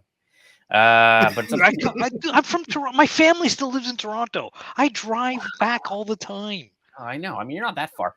I mean, driving through London, Ontario, though, I can't imagine it being fun down the 401. So I actually come along. So I take the 401 up to London, and then I actually come along the 402. Oh, 402? Yeah, so I take most people don't know about the 402, but I'll shoot along the 402, which takes you to Sarnia instead of Windsor, and then I'll cross in Sarnia, Port Huron, and then make my way south to Detroit. Basically. That's weird. That's a weird. You know what? It's a nicer drive. It is a nicer drive. Honestly, it's a nicer drive. Yeah, and it's shorter by 10 minutes. 10 minutes. Oh, crazy. Yeah. It's in fact, if you look back, I think it was maybe 10 years ago, maybe 15 years ago. Do you remember there was like this big snowstorm that like prevented cars from like stranded a bunch of cars? It was the 402. It was Highway 402 in the wintertime. Remember there was like, I think there was some dude who actually like left his car and died. Yep. Like in the middle of a field, right? That. It was middle of winter or something. Yeah. What's weird though is like south of Lake Ontario, so in New York State, ends up getting more snow. Oh yeah, they get it way worse. It's so funny. It seems like this like weird snow belt down there that just like takes them out. But I mean, we're getting snow tonight and we're getting snow tomorrow. That's what we're hearing too. To be over. I'm assuming it's probably hitting you guys before it hits us because you're kind of south. Where's the hell Snap? Yeah, what happened to Nash? I don't know. I'm gonna see. Maybe he messaged me on Facebook. I got it. Well, his lady friend is around. I mean, his lady friend is around. Oh, hey. You know. Hey. Yeah. I'm asking. Nash is in Narnia. Oh, there he is. Mrs. Nash. Mrs. Nash. She's I don't know. We'll see. But yeah, here we should get back to. I feel bad because, like, I mean, we're doing SAS. Let's get back into SAS. Yeah, it's a different beast having more people on the stream, so it's like harder to kind of juggle. Are we throwing you off? Is this what's happening? No, I like it because it's easier to like try talking for 3 hours. Just you know what I mean? This is tough to do. It's really tough to do. It is. Especially when you don't have much to say because you're a dummy like me. No, I'm drinking too much beer. Now I'm getting self-deprecating. But yeah, there's some cool stuff. I mean, oh yeah, that's right. Hellbilly. Hopefully Hellbilly will come on. Maybe not next week. Maybe next week we'll just do me, but the week after we'll do more guests. So I'm gonna try to get Hellbilly on here to hang out. He got one of the cages, so he finally got it in the mail. Eric, I'm sorry. I haven't shipped it yet because I'm a dummy and it's been busy for me, but I'll ship it soon. Those things look so good. Yeah, they look good, right? I don't know. I mean, we're getting there. I've gotten really good at printing them, I feel, because I've printed so many of these freaking cages. It's starting to become sort of like easy to get them to look okay. Just wait till you start resin printing. You're going to be so tempted to print that thing. Oh, I'm going to print it. I just don't think it's going to be something I raffle. You know what I mean? Because I don't know if it's going to end up taking a lot of resin, and it's more expensive than FDM. It hands down is. So well, if you make all those pipes hollow, it wouldn't be that bad. Yeah, but do you want to make them hollow? Do you want to add like those like the agent that makes it kind of flexible so that tenacity it can impact? Tenacity is the Soraya Tech. Yeah. Some people are not there yet, but yes. Yeah. Additive. I'm writing it down. Additive. Tenacity. So tenacity is not an additive. Tenacity is another resin. It's really expensive, right? So people will add like 20% to like build or fast or whatever, just to sort of give it a little bit more strength. Interesting. How much more expensive? Like a lot more expensive. This guy, I mean, last I checked it, I think it was almost $70 a bottle. Okay, that's US. Now is US, that for right? Is that 1 liter or half liter? I think it's the 1 liter. I think. Oh, or the 1 kilo or whatever. There he is. He's back. He's back. Nash. There he is. Nash, that's what happens when you try to like move around that camera. Is that what happens? Yeah, I shouldn't touch the shit. I don't know Yeah, this. don't touch anything. You should be building a model, shouldn't you, Nash? Is that? No. Too many beers. Too many beers to do it. No way. Yeah, is that too much to ask? Just to have you stick around for a little while? Is that too much to ask? Especially after I made all these people wait 15 minutes before the stream started. Damn, MonsterParts, that thing looks super fire. Oh man, I know people that are printing the belt TPE or whatever, TPE and FDM to make it like a rubber flexible belt. Yeah. But that looks super sweet. This thing looks super great. Oh yeah, that would be pretty cool. I did the whole thing. Yeah, I did the whole thing in resin this time for just because it's for visuals. Yeah, no, don't get me wrong, bro. Like this is it. This is like don't go get FTP and do what I'm saying. This is amazing. Like, good Lord, that looks incredible. Well, thank you very much. Man, can you model that whole thing up, Jimmy? Thank you very much. Yeah, yeah. It's a lot of work. It is. It's a lot of work, man. Good Lord, great. Once you get the hang of it and you start just pushing and pulling circles and stuff, you know, it's it's when your brain thinks not as bad as it in seems. terms of like blocking things out in 3-dimensional shapes. Yep. Yeah, no, it starts to get a little easier. Yeah, and I have one of those 3D mice too. Though you can see it in the picture there. I got the 3D connection mouse, so it just makes everything a lot faster. Yeah. Oh, interesting. Wait, what? You've never used one of those nerd knobs? What are you guys talking about? Is this like one of those? The nerd knob. You've never used the nerd knob? No. What are you dude, come on now. The thing that the thing that the motor is resting on is a mouse. Is a 3D mouse. It's like a 3D. But what it does is you use it to sort of pan and move around the model. Maybe don't get one. So you pan. Maybe don't get one, K-pop. Maybe don't get one. The trouble with those things is that once you get used to it, it's really hard to go back. Why would you go back, bro? Hey, you might be on another machine one day and you're like, where's my nerd knob? I don't have my nerd USB? knob. I carry mine with me. Oh, really? Yes. No way. You pack it in with your lunch when you go to work? Oh, yeah, machine to machine. The drivers are already moving onto my machines. I unplug it and take it with me. So my mouse or whatever, right? It has like a scrolly wheel or whatever, and it clicks. Oh yeah, forget that thing. So K-pop, you use both your regular mouse and the nerd knob.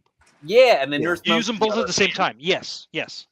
And the nerd knob, it doesn't spin all the way around. It's like a rubbery kind of feel to it. And you basically pull up, and your model goes up. You push down, your model goes down. You push forward, like slide it forward, like the base stays stationary on the table, but the black part moves like Let me see if I can grab it real quick. Dude, if you go to the 3D Connection website, you'll see demos of exactly how it works. Nerd knob.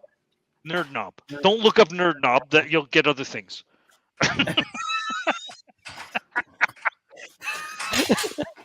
Don't Google nerd knob. You'll get other things. No, I won't. But like, hold on. Where do you tell me to go? You're telling me to go to 3D Connection is the name of the company, but Connection is CONNEXION, I think. Yes. So here's my knob. I'm showing you my knob now. Don't Google nerd knob. Don't Google nerd knob. It won't go well. So what happens is if you want the model to move up, you pull up. You want the model to move down, you push down. If you want to move forward in space, you actually push it forward. and move it back in space, and you can turn it left and right to rotate it. Yeah. So you can actually move the model like all the way around. The model moves on the screen as the way you move the mouse. Yeah. And this stays stationary. They're really good with left hand. It's really cool. K-pop, they've been around for a long time though. Where'd you find you use this with your left hand and your mouse with your right hand. For a long time. Oh, is that mosquito back again with the mosquito? I don't. Either I'm going crazy or they've spawned. I'm gonna have to look into that, man, because that sounds pretty awesome. And I'm gonna end up having to buy one of these son of a bitches. The nerd knob. The nerd knob. Like they're cool. ring? It's knob. The nerd knob. Don't look up nerd knob. I won't Google it. I won't Google it. 3D, if you want to Google anything, just Google 3D mouse. 3D mouse, okay. Yes, 3D mouse. That will probably come up. Yeah, and they've even got wireless versions now as well. Yeah. Yes. And they've got bigger nerd knobs. They got bigger nerd knobs. They got smaller nerd knobs. Nerd knob. They got bigger ones. They've got smaller ones. They've got wireless ones. It's pretty good. The nerd knob. Oh man, RC Garage Cars has got some new bodies in his work. I thought I would just quickly skirt the conversation from nerd knob. Sorry, I ruined your evening. No. To other nerdy. Oh, I have actually never heard of that. The nerd knob. That was a so when I got my first nerd knob, I mentioned it to a buddy of mine who uses it for his job every day, and he was the one who called it the nerd knob, and it just stuck. That's so just stuck forever. Oh yeah, that's funny. That's so Mike says nerd knob, and the hilarity ensues. That's it. It's nerd knob, man. It's sticking. Straight up. No, I'm gonna end up getting a nerd knob. You getting a nerd knob? Yeah, I got a nerd knob. Resin printer and nerd knob, dude. Your life is complete. Your life is complete. Fiddling with a nerd knob. Ooh, it's bad news. There's TJRC shit. I think he's on here. Hold on. He is on here. There's some funny comments too. Big nerd knob. What is it? Are we gonna hashtag nerd knob now? It's super funny. Courage cheese. What are you guys talking about? Everyone is hashtagging nerd knob now. Nerd knob. They totally are. Nerd knob is like the BMW info system. That's really funny. Exactly. Dre has it. Dre has it. The nerd knob, except it doesn't rotate completely around. It's like a spring. Like it doesn't. It just kind of like left and right. It goes left and right, up and down, back and forward. It's like 180 degrees. But it doesn't actually rotate. Oh, not even. It's like literally like 3 degrees of throw. 15? Yeah. That's interesting, man. Super cool. There's almost no throw to it. Yeah. RCDC Customs, man. That thing looks pretty sweet too. I mean, I kind of feel like I like it. Oh wow! But every time I see some guy trying to freaking plow his driveway with an RC, it just like never works out. So I never understand. Yeah, I just never understand the allure. I mean, other than this, because like this is it's cool. Sweet. You know, you put it on the shelf, like sure. You know, like my SMT. But, like, does it work? No, the one that you've never used. Does it work? No. No, but look how cool it is sitting on the shelf. Also, kind of looks like he like machined some aluminum as well. Like that doesn't look like plastic. Like he did like proper sheet metal. Cool stuff. No, like look at these mounts. Like right here. Like that looks like milled. Yeah. Milled aluminum or something. Wow. I don't know. Also, the 80s. Okay, like this guy deserves some serious credit for the 80s. Proper old school Hilux. The Hilux, the Hilux paint jobs or whatever. Yeah. That 70s tan color. Yeah. Yellowed by the sun. It looks really good. Like I'm so into that. JDMRC Drift Project. It looks like he 3D printed his own wheels. Oh man, MonsterParts. Jimmy, better watch out, bro. Not really, but kinda. I feel like everyone's getting into them. Oh, JDM Drift Project. Yeah, those are actually nice. Yeah, they're really nice. Oh, those were printed by Drift Sticks. Drift Stick did that. Yeah, he's coming up there with the wheel printing thing too. Just the Drift Sticks. A lot of people are jumping on this, man. It's crazy.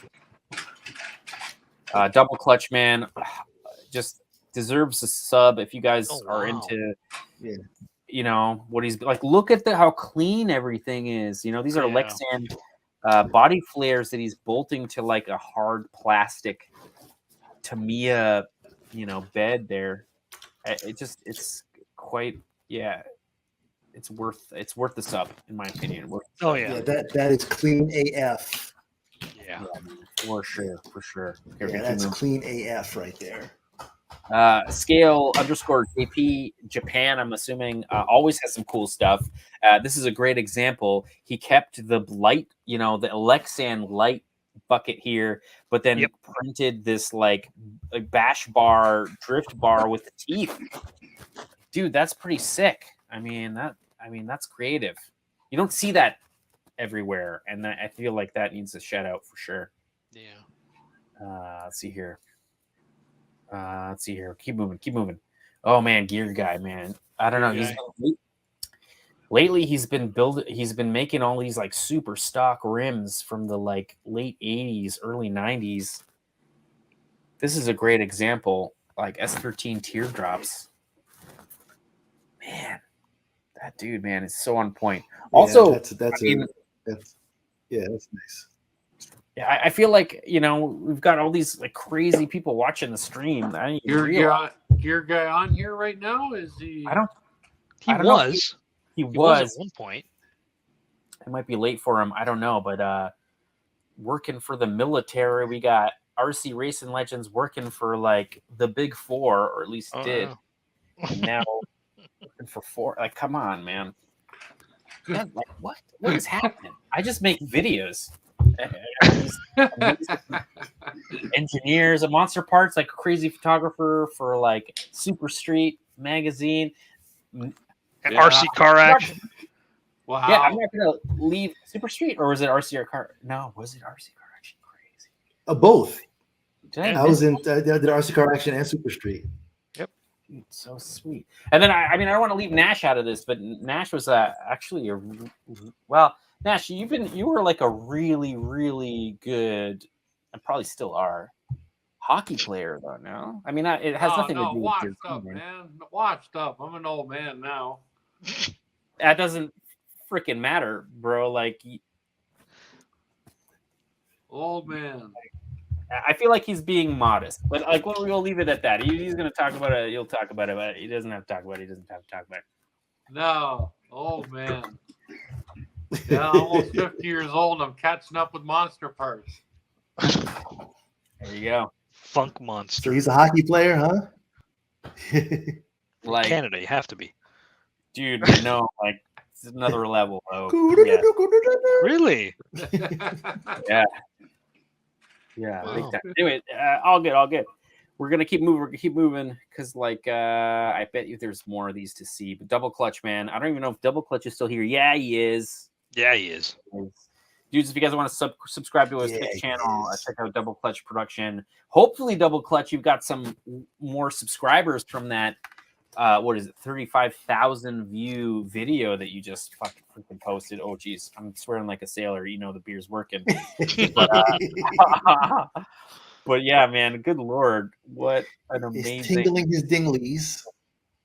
There it is, and then Aldrez, man, Gia, man, you better watch out, man. We're gonna come up there. We're gonna hang out, drink some beers. I'm probably not gonna understand a word. Yeah, but he's like, "Don't threaten me with a good time." Dude, man, that girl just yells at him in French all the time. So he knows some French. I feel more French than I do. Tabernacle. Here, Scale MFG, man. I don't know where Scale MFG is, but it looks like high elevation in the mountains. That's sick. Wow. We don't have those around here. Really, wow. I go to Amish for that. That's pretty. RCDC Customs, man, that's actually a really nice print. Let's see here. Impala, old Impala. I kind of feel like this scene is kind of jumping out. I don't know, MonsterParts, if you're ever going to get it, or RC Racing Legends, if you'd ever think of getting a hopper, Red Cat Racing has that. Yeah. Sweet hopper for quite a bit of money. I feel like that RC scene is kind of exploding in the last couple of years. True, yeah. So I mean, it almost didn't exist before, like. Oh, it didn't. Yeah, before Red Cat came out with that first one, the first Impala they did. That's right, and it was actually a joint collaboration. Yeah, they were doing mostly wired hoppers for years, and like 24th and 25th scale models and stuff. Yeah, and it wasn't until there was a guy that had one at the AMA Hobby Show 3 years ago, and he drove it drove around the parade. It was one of the first RC hoppers that I'd seen like out in the wild. Yeah, and people were doing them, but they were just hard to do because the what you had to put in to make it do what you had to do. Sure. And it wasn't a hopper; it was more of a left, right, side to side dancer. Yeah. So literally, the Red Cat was the first one to actually do the full hopping because they were the first ones to have the servos available to make the lift from the car up like that. Yeah, of course. I mean, I feel like we should shout out this guy. Jeffries is a beast, though. The guy that designed it. Oh my God, he's been doing he's been doing a hopping thing for so many years. This guy was the one that he there he is. Collaboration between Red Cat and him. He created the first prototype. I feel like if I zoom really far down or like scroll really far down, you would see the original. I'm not going to spend a lot of time looking for it, but he was the one that originally made, there you go. So he was the one that kind of created the design, and Red Cat and him worked together to create something that they can mass produce. So it doesn't use this like rope system, but if you look, it's quite interesting the design that he kind of implemented to make these things hop. And it was just a DC motor that would like create tension on this cable, and that's what would pop the chassis forward. He would put all the weight in the back to kind of create this hop, which I think is pretty genius. Like, I mean. Wow. And it's interesting to follow. Well, that's how the 24 scale models are done with a small DC motor in them. So that's where the idea came from. Yeah, which is crazy, but I love we're living in a good time because now we've got all these people that are they can share how things came about, and you can see the collaborations, you can see how how this all came to be, and that it was kind of hidden from a lot of people for a long time. Everybody was like sheltering their designs, not showing anybody, and all of a sudden we got these guys on social media that are designing these things. Red Cat's like, this is great, we can make money off of this, come work with us. It's just it's interesting how that all goes. Anyways, I feel bad, I'm like preaching to the choir for sure. That's awesome. Yeah. High slide away. I don't know. We got more. I think we should probably kill it though. It's like freaking 1 in the goddamn morning. That's crazy late. We're you gotta work tomorrow, K-pop. It's only 10 o'clock here. It's still early there. Yeah, lucky you. Yeah. 3 hours, maybe 4 hours. No, 3 hours. Yeah, you guys are lucky. But maybe we will kill the stream though, because it's like 1 in the morning, so we should probably kill it. There's 28 people watching. Thanks a lot, guys, for coming and hanging out. RC Racing Legends. We're gonna have thank you. Jimmy, man, from MonsterParts. We're gonna have you back for sure. Nash, you're kind of part of the channel, so like, where are you going? You're not going. Anywhere. You're trapped, Nash. Where are you going? I need you. I need your help. Well, thanks for having us on, man. This was a blast. I mean, definitely. Sweet, thank you, K-pop. This was fun. Guys. It's a lot of fun. Yeah, it's been great. And Nash, you better find all those parts that fell on the ground. No, I don't know. The cats have been knocking them around for like half an hour now. You're gonna have to chase after the tomorrow. Worry about that tomorrow. With a bag, and you're gonna have to sift through the poop. to try to find. Pull. Oh, yeah, that could be too. That could be. I know too. bits and bushings and shit. Shit. Dude, man, those cats, man. Why doesn't this car run right? What does it smell like? Nash, why does this cats smell like poop? I don't know, man. I don't know. Oh, Nash is playing with his phone again. It's right there. Before we... Look, it's right there. Oh, there you go. There's the poop, man. You got it. You got it. But yeah, no, let's see here. So let's see here. Like, just because I'm just gonna go to the comments before we all go. But like, let's see here. Drink more beer. Of course he is. You're having a good Tuesday. Let's see here. You guys come back. This was dope. Deep Boys World is loving it. Rasta used to saying tonight's been powerful, which is pretty huge. Yeah, nice meeting you too, sir. It's good seeing you. Right? Like, love these dudes, man. We got a really good community here. Cheers, boys. I heard you saying respawn to my place. Yeah, I mean, Aldrez, man, this summer, man, we might be taking a drive up. I don't want to invite myself over, so like I don't need to sleep on the floor or anything. But like we'll hang out. I don't want to invite myself over, but I'm inviting myself over. No, just to hang out, man. I'm not gonna stay at his house, make him make dinner or whatever. But like, you know, Aldrez, man. Hey, Aldrez, man, do you want the MCD for a couple of weeks? Because like that might happen. Same with you. Yeah, that's a thing. Right? You gotta send it up that way first. Maybe, and then so what's the deal? You're gonna send it out and people have to like make videos with it before sending it back? Strap a GoPro? You got a month? I don't know what it is. I don't know what they would give me, but we haven't got to the details yet, but it's just an idea right now. Yeah, that'd be kind of cool, actually. I kind of feel like I would create a list, right? I would create a list of things that need to have happen. So like one would be like an intro. It's like, hey, I'm this guy. This is my, social. Sure. And K-pop sent me this, and then we get that. And then it's like, try it out, look it over first. I don't know. It's hard because like in my mind, I look at things. I mean, I'm sure RC Racing Legends, you like when you look at something, you're like, you think about it in a certain way. And when I think about videos, I think about them in a certain way. Yeah. And I know that's just not what people do when they don't live it. Right. So yeah. You got to kind of give them the freedom, let them do their thing. Yeah, but then it might be just like vertical videos, and it might be shit. It might be. And you know what? Lean in that. That's okay.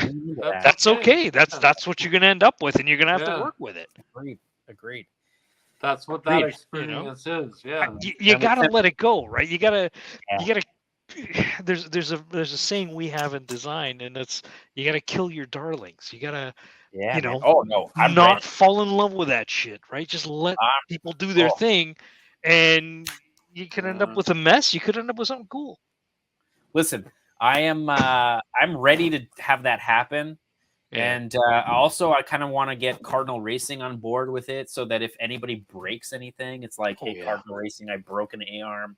Yeah, send me one. He'll just like send you one. You know what I mean? Yeah. So it ends up being supported by like somebody who has all the parts. Mahar will be into that. Oh, he'll totally be into that. He will support his product. Yeah, and we try to make that happen.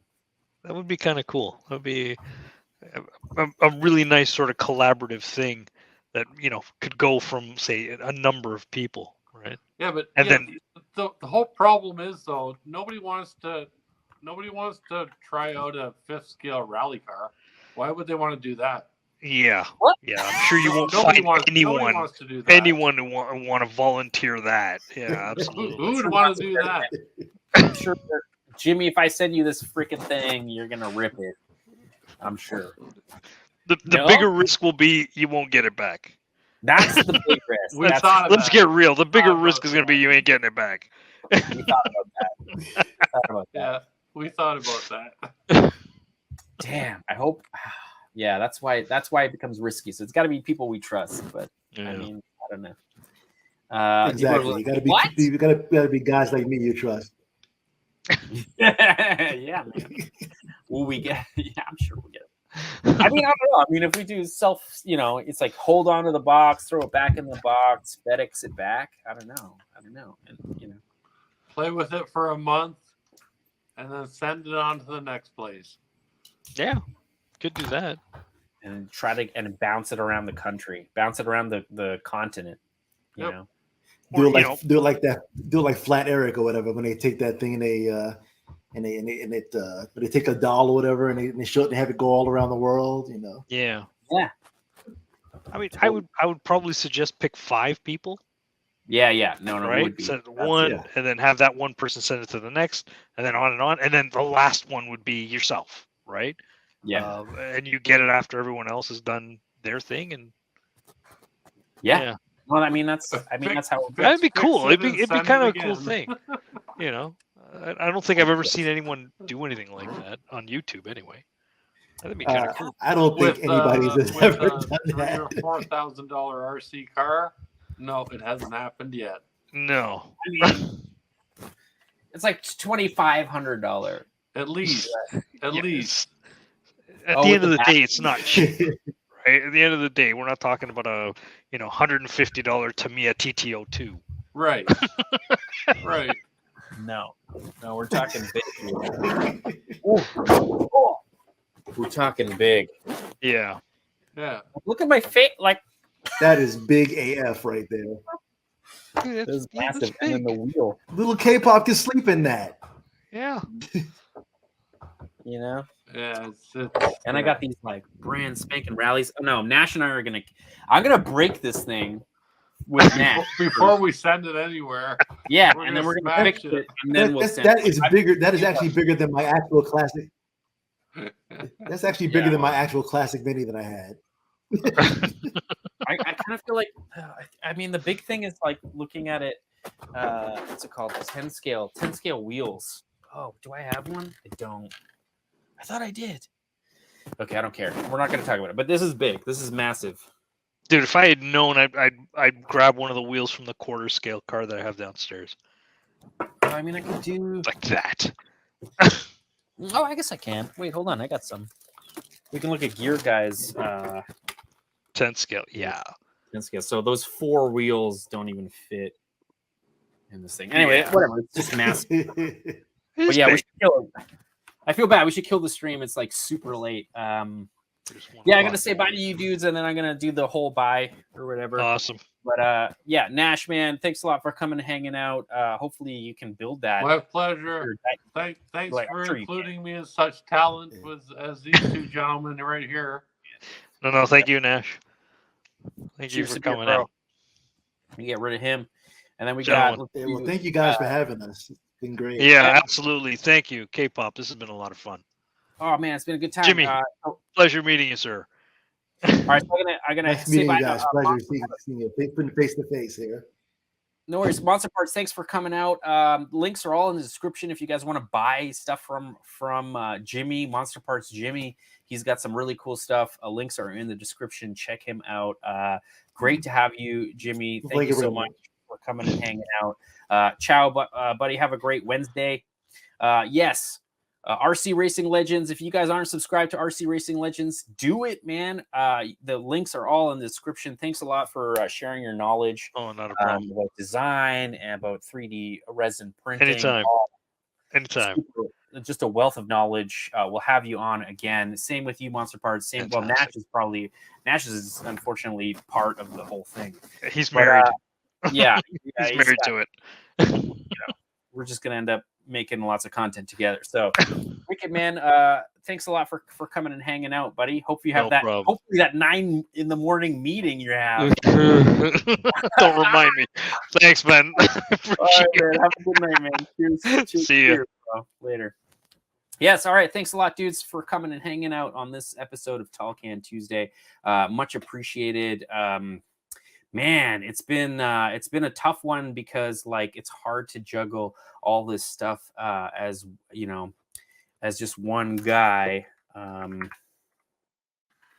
And thanks a lot for hanging out, man. We've had like 40 people all the freaking time. Shut up, Nash.